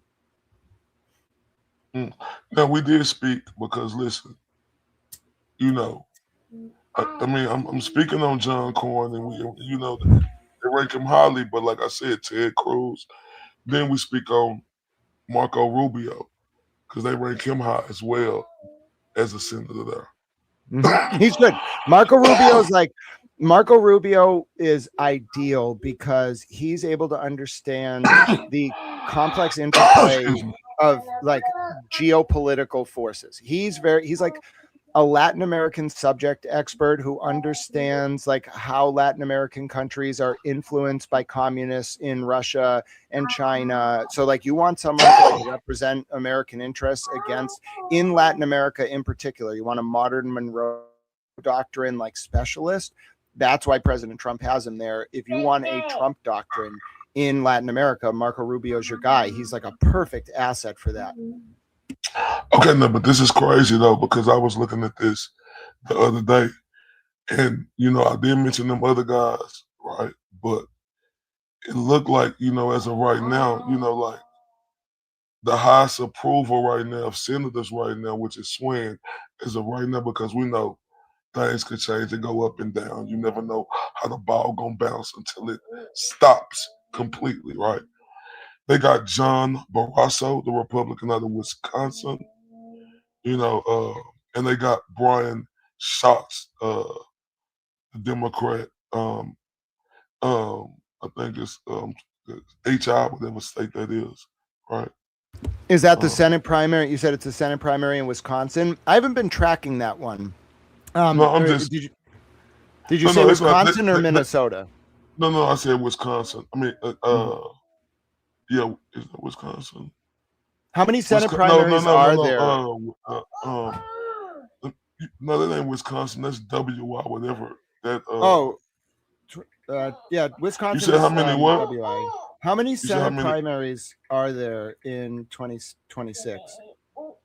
How many senator primaries? 33 of the 100 are up. And let me see. Map of 2026 House of Rep races. Let's see. How many are there? They get elected every few years. So, goodness. It's right now they have it at 78%, 23 for the Dems. It's looking like the prediction is Dems are going to, oh, fuck. All right. So right now, as of like today, according to the prediction markets, I'm generally summarizing, this is fucking close. I didn't realize this. So they have it at 210, 206 confirmed with the swings. Okay. We are in the margin of error. They have it at like Democrats barely controlling the House, like 221 to 219 or so, like a little bit more, a little less. Like they have it very close, like within 1 or 2 seats. This is incredible. I didn't know this. Like they have the Democrats right now with an 83% chance of winning, a 78% chance of winning the House, but it's really closer than you think, because it's going to come down to like what races it's going to come down to southeastern Arizona. It's going to come down. Okay, here's where the midterms in the House are going to be decided. The southern part of Washington State. Almost all of New Mexico, the southern part of Arizona, the middle part of California, the southern part of California, Michigan, and then it looks like Idaho, or that looks like, Idaho and Kansas, and then New Jersey, and then a little bit of the eastern part of Pennsylvania, along with Delaware. That's the like midterms for you right there. Like those are the swings. That's where it's all going to be about. That's wild. Well, you don't like JD Vance though out of Ohio. I like JD Vance. He's okay, but he's just like he's too deep state. Like I think he's cool, but like that's not a president needs to support the deep state, not be part of it. There's a difference, and he's too in it. You know why I like him though? Because see, this is the thing right here. He did get to become the vice president, right? But at one point, it was a lot of policies he went head to head with Trump with, and he stood his ground. Like that's the type of guy I like, like, because Trump is something serious, man. He ain't nothing to play with, and I could just so is his dad, his whole family for generations. He's a boss. I love President Trump. Yeah, JD Vance, he went head to head with him. But the one thing I love about JD Vance is when you getting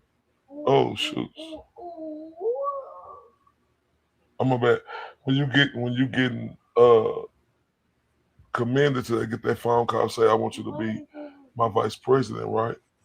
It's them conversations that you have, because it was out of him. And who was it? The Minnesota?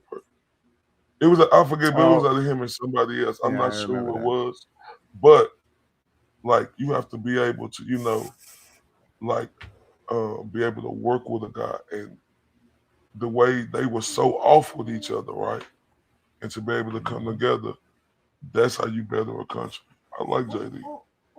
Yeah, and that's not just the art of the deal. So President Trump is a really good, I bet if President Trump and I met, I'd be like, President Trump, what did you think about Memphis territorial wrestling in the 80s? And he'd be like, bro, Andy Kaufman is amazing. And I'd be like, yes, Mr. President, I'm down with it. The point is, like, politics is the art of the deal, but it's actually the art of the illusion. Like they don't have to like each other. They have to have a common goal, and they have to be assigned spaces in a hierarchy. You think Marco Rubio and all them like looking up at President Trump? Not at the beginning, but now they're like, he's a fucking boss. Yeah, respect the ring, motherfucker. So that's why I like President Trump. If you're going to be president, you better know how to keep all these people in line, not by being a dick. People think President Trump is an asshole. He's not. He's absolutely using kayfabe to keep his troops in line and accomplish. Listen, Grant, let's be objective. Like, all these dudes are assholes. They are. These politicians. But there's a difference between being mean gratuitously and being mean to keep people in line. You can't just be mean for the sake of being mean. I hate that in politics. If you want to be mean like a little bit to keep your troops in line, fine. But bro, like, don't go after civilians. You go after civilians, we got a problem. Well, talk your talk, Grant. You got anything else, man? Well, I'll leave you all with this. Obviously, Ray is a very smart man. I think Ray's wonderful. I love your brain. I can't wait till we can talk politics again. Let's follow up after the Super Bowl to see if my prediction is correct. I hope you win some money on the game. My name is Grant Smith Ellis. If you think I'm like the journalistic mind that you think is interesting and you want to support the people I said were heroes like Turtle Boy, Lindsay, Karen, Ray, whoever you want to support, do it. Because American heroes are few and far between. We need them, and they get tormented for their sacrifice and very rarely celebrated. If you want to support me, I asked Ray if I could do this. My Cash App is # Grant Smith Ellis. My Venmo is at Grant-E1. And my PayPal is paypal.me/Grant Ellis. It's the end of the month. I don't have a lot of money. That's how you know I have integrity. A lot of people did this for money. I think it's great. You all earn money. I'm proud of you all for taking down these corrupt bastards. I was the only one who wasn't read in, apparently. I got no money. I almost bankrupted myself. I just want to have a few days off and eat a cheeseburger. Thanks, Ray. Hey, hold up real quick. Man, everybody, can y'all put up them hand claps for Grant, man? I want y'all to really do that. Because this is a very smart man right here. Everybody ain't got to agree with him. You know, Grant have his theories, whether you believe them or not. But the one thing I know about Grant, if he say something, he's standing on it, right? And not just that, not just say you standing on it, but I done also seen you change your mind. But the one thing I like about you is I could tell you ain't backing down from nothing. Can't nobody just tell Grant anything. You have to know what you're talking about when you're dealing with this guy out of Massachusetts. And when I tell you, Grant, I appreciate you greatly, sir, for coming on this show. It was everything to me because when I talk to you, it's like I'm going into the Matrix, but I understand everything.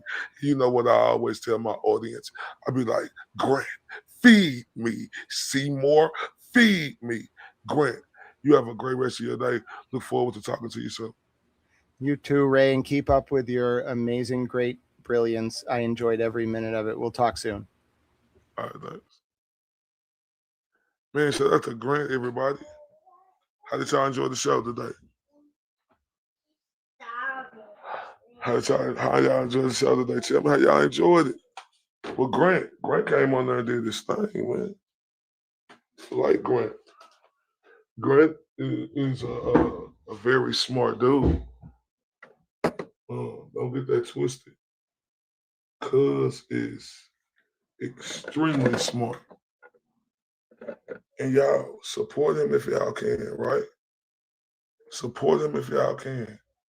Hit his Venmo, Cash App, PayPal. Just like me, support me if y'all can, right? Because Grant is the truth, man. I ain't gonna lie to you. I like talking and having conversations with that guy. And it went everywhere, right? Y'all know it went everywhere. Because, you know,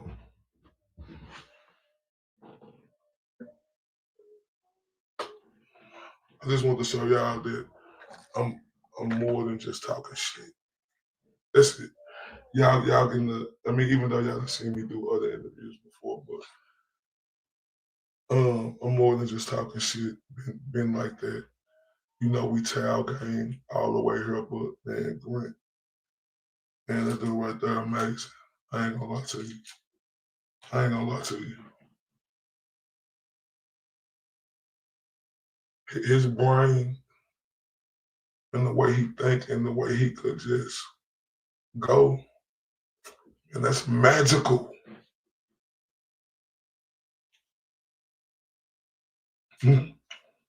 That's magical.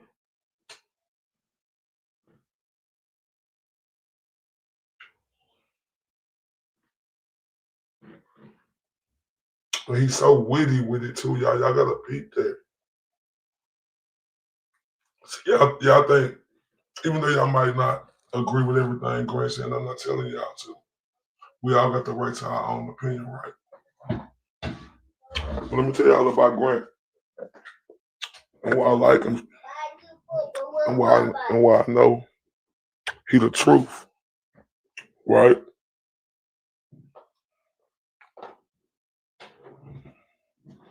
Because y'all think Grant just be saying a lot of words. That's where y'all lost in the South Side. Yeah, Grant is like everybody else, including myself. You could be extra.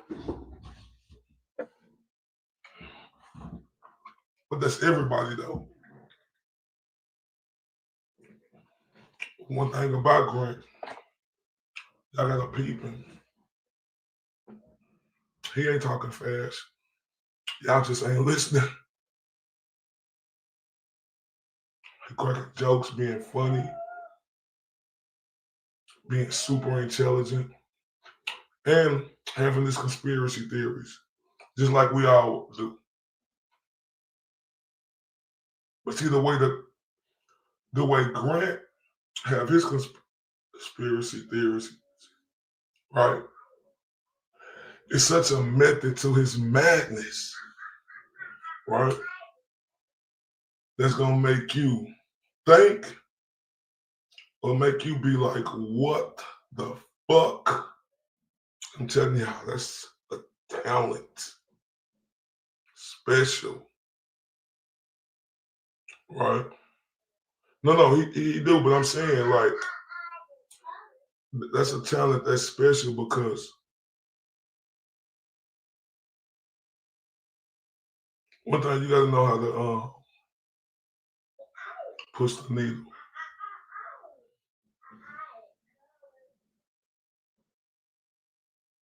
And sometimes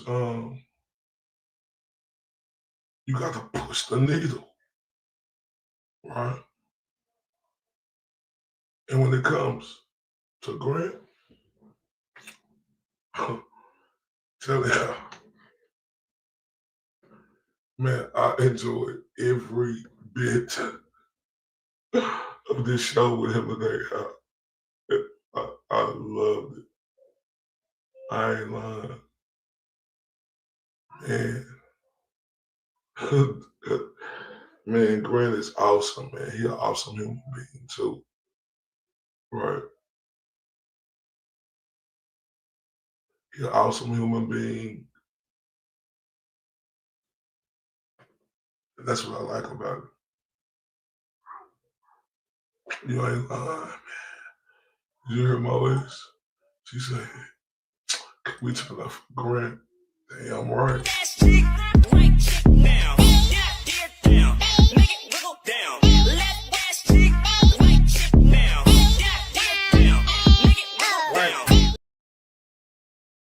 Hold up. Nah, we ain't through.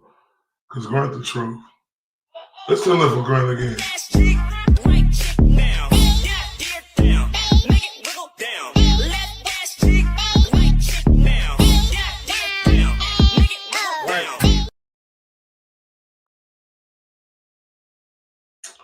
Oh, shout out to Mary Reed. That's all I'm gonna say. I got your video, beautiful.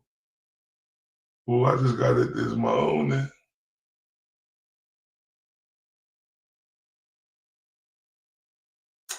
Thank you kindly. Thank you kindly.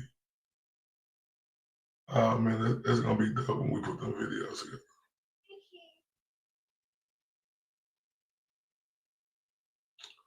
Oh, it's gonna be nice when we put that video together.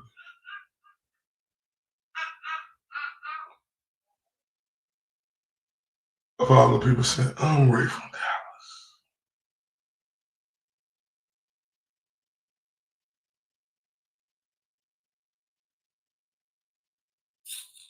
Shout out to Mary, she sent me that at 6 something, and I don't know how I missed that. I don't know how I missed that. It was another Mary, not our Mary B, it was another Mary. I ain't gonna say her last name.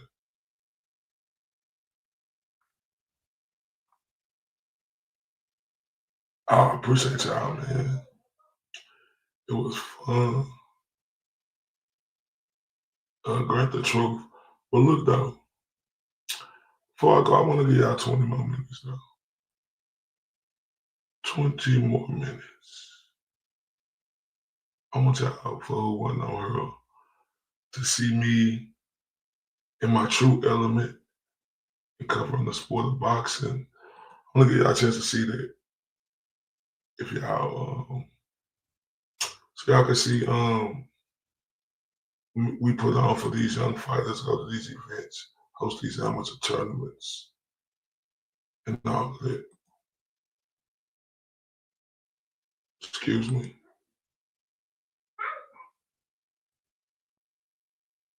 Y'all heard me back there. So yeah, let me let y'all see a little bit of this. We're gonna talk through it a little bit. Let me know how it's playing. To the next person is winning here. So coaches, we said this again, coaches. We get y'all to show up on time with our fighters.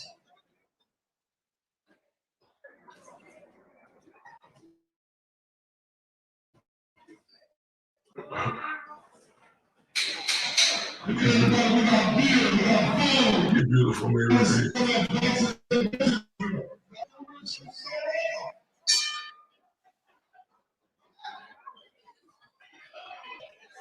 Y'all heard him back there.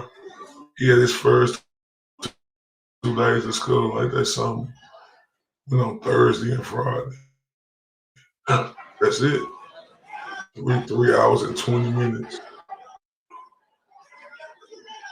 Hold on, what's Chinese? Hold on. I'm trying to finish it. All right. How the hell I did this shit? Oh, there we go.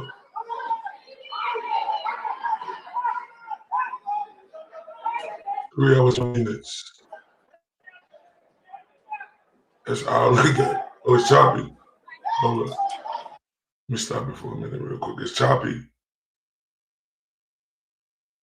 Let me stop it for a minute. Let me let it catch a little bit.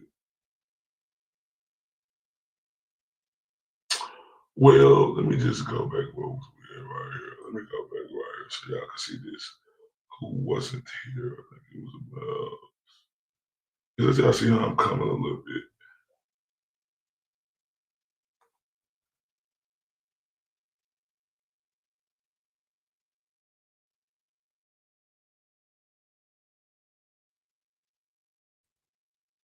But y'all gonna see me a little bit, just see how I'm coming real quick. Ooh, is it love boxing? Like I love, Nikki B. Mary B. Thank you very much. You ain't lying, you be hyping me up. Hyping me up, I.O.T.B.A. I'm on that bullshit again. All right, y'all let me know, y'all.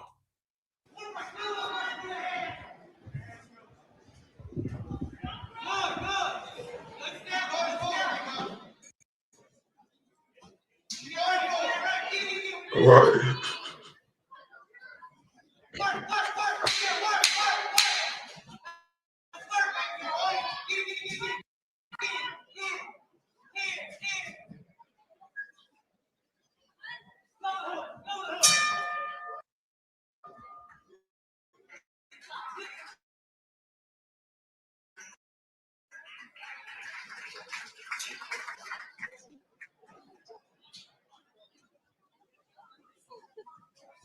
Hey, everybody, we got the third and final round coming up.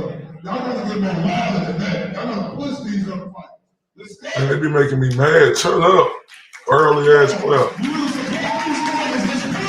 Make people go. I don't play this. It's me. This is me. Adrenaline rush going into this third round.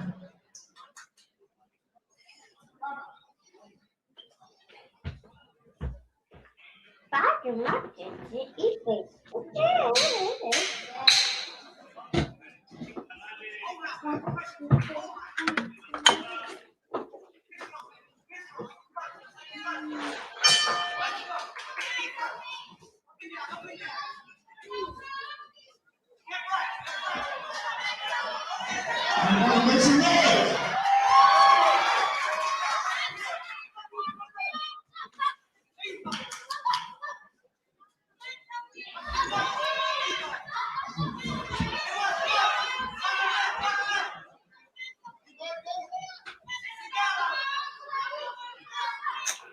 Yes, look at them young fighters, man. They train hard. Eyes looking, is it choppy, y'all? Let me know if it's choppy.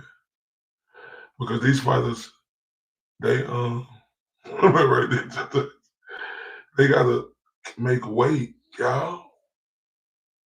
Like these young fighters, they put everything into this, right? For real.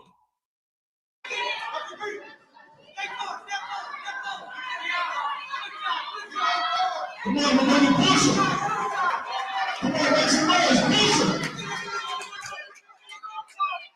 See how I'm coming, push them. Come on, 2 seconds, let's go.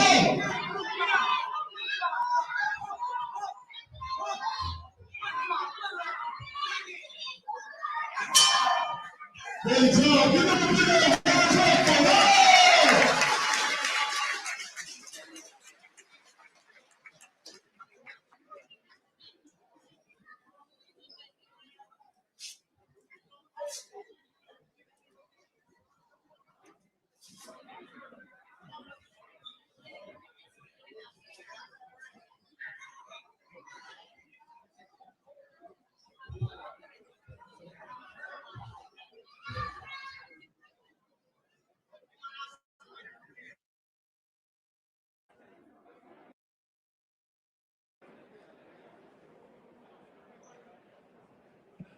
Hey, we need the glove runners to get these gloves when these fighters leave the ring.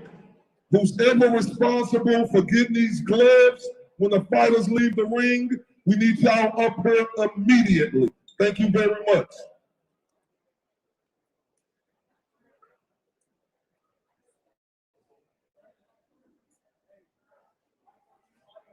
Hey man, y'all know how I do, man. This shit like Mr. Option, man. Mr. 214. Senior Dos from the Quantum, man. This the Spit Bucket. Y'all see me here at R&R Boxing Club, first annual R&R showcase for all these young fighters. We told y'all how the Spit Bucket was coming.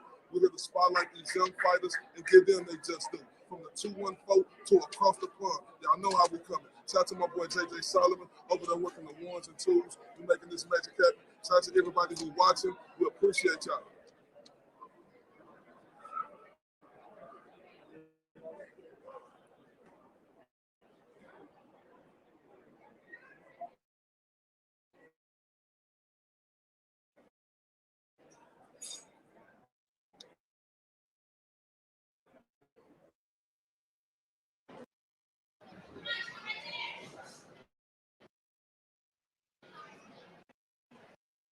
Fight. Eli Ramirez and Ezekiel de la Paz break after about 15.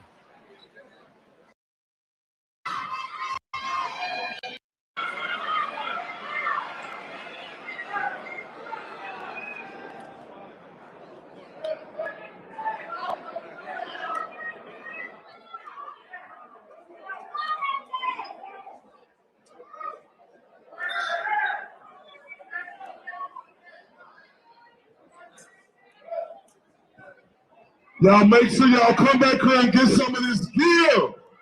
Y'all make sure y'all come over here and get some of this food. They got beer, wine, and other stuff over there. What's popping?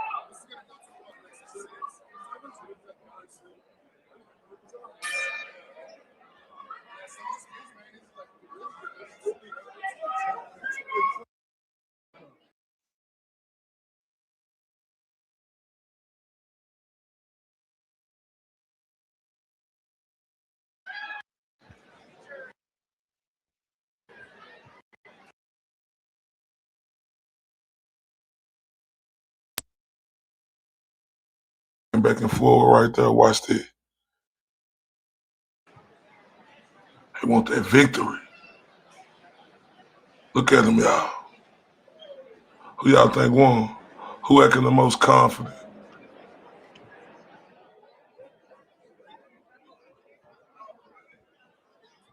Guys, if you want us to start doing this in more amateur events, for those of you who can't make it to your family's fights, please share this. Please share our page. Please subscribe to our page. This specific event, we sure would appreciate it. Yeah, he look like it, don't he? He rocking like, I know I whooped you. Hey, Roger, we need you ringside. Roger Rodas. We need you ringside. Roger Rodas. We need you ringside.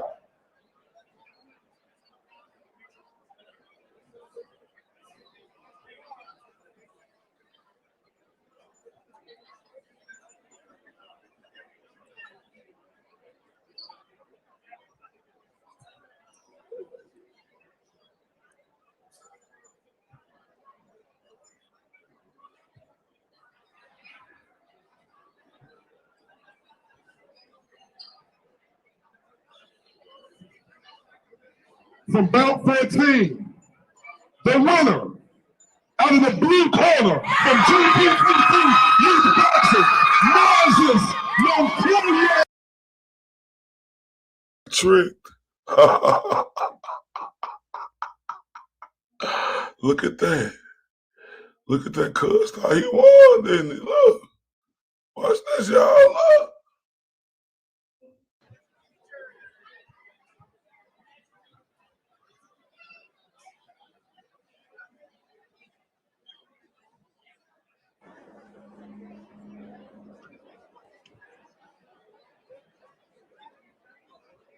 See, that's respect. They say you good. Guys, if you want us to start doing this in more amateur events, for those of you who can't make it to your family's fights, please share this. Please share our page. Please subscribe to our page and share this link for this specific event. We sure would appreciate it. Yeah, if y'all ain't hit that like button, hit that like button for me, man. We 14 away from 100. Let me see how many I can get up to 90. I'm 4 away from 90. Hey, Roger, we need you ringside. Roger Rodas. We need you ringside. Roger Rodas. We need you ringside.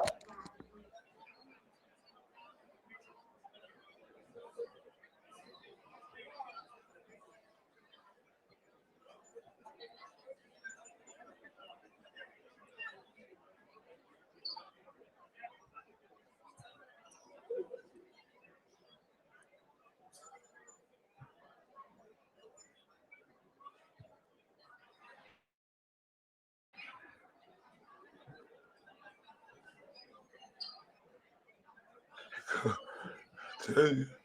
From bout 14, the winner out of the blue corner from GPPC Youth Boxing, Moses Montpellier. Moses Montoya from GPPD Youth Boxing gets the win there. Kids, they be on one.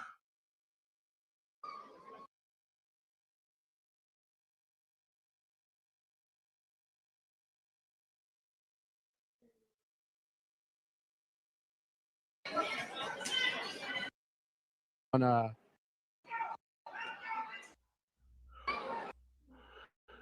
kids be on one, their parents be on one.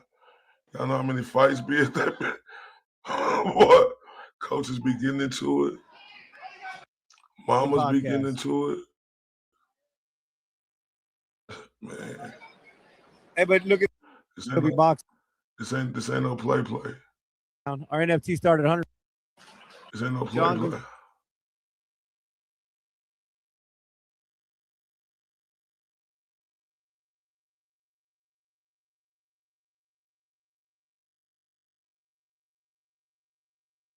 When I told y'all,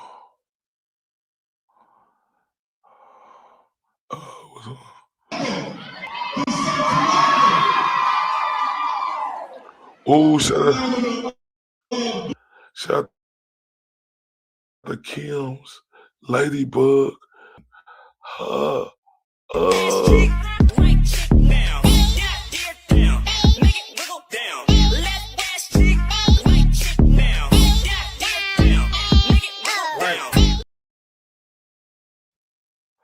Man, thank you, Kim Ladybug. Let me turn you up again, beautiful lady.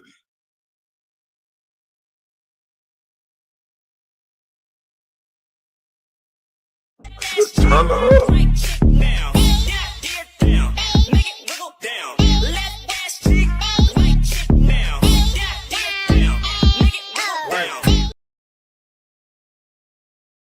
Thank you so much, beautiful lady.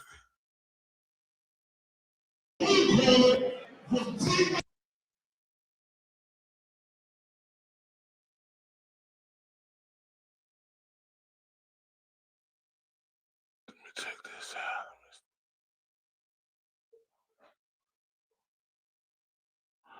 Man, salute everybody. I hope y'all enjoyed the show with Grant today. I think it was extraordinary. I hope y'all enjoyed.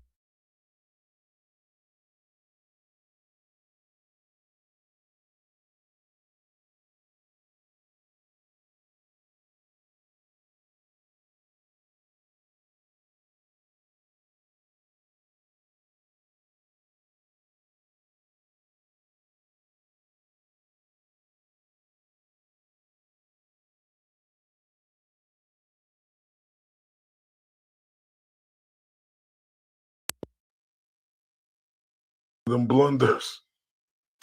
I want to let y'all know I love y'all so fucking much. I'm sorry. Helen did it. I love y'all so much. And I appreciate y'all from the bottom of my heart. And I mean that literally. I truly do. I mean that literally. I mean, I appreciate y'all from the bottom of my heart. Because y'all are freaking awesome. Man, let me turn up for y'all.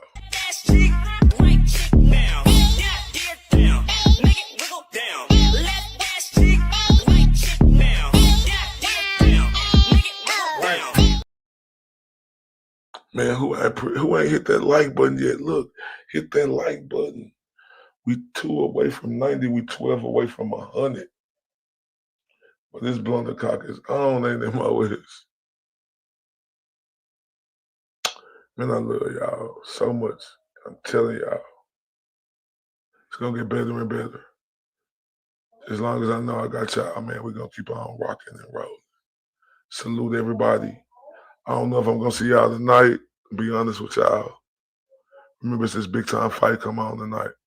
If y'all was here yesterday, I showed the interview with Shakur Stevenson that we had. Thank you, Jay Cornish. I'll be watching the fight tonight. Shakur Stevenson versus Teofimo Lopez. It's gonna be on the zone. So yeah, I don't think I'm coming on tonight. Or if I do, this might be on some reaction type shit. But nah, I don't think I'm coming on tonight. I'm gonna enjoy the fight. Hope y'all enjoy the rest of y'all night. I love y'all to death. Salute, beautiful people. TRUF. Truth. He's the mirage in the rear view glass. It's Ray from Dallas. Let slip past. Was he here? Was he there? Was he ever mine? Ray from Dallas. Just a trick played by time. This dude is savage as fuck. Or just a dream. What up, Ray from Dallas? Beam. Ray from Dallas. Tell me true. He's fun. Hi, Ray. This appears to be a black man. Ray from Dallas. Let's take this walk.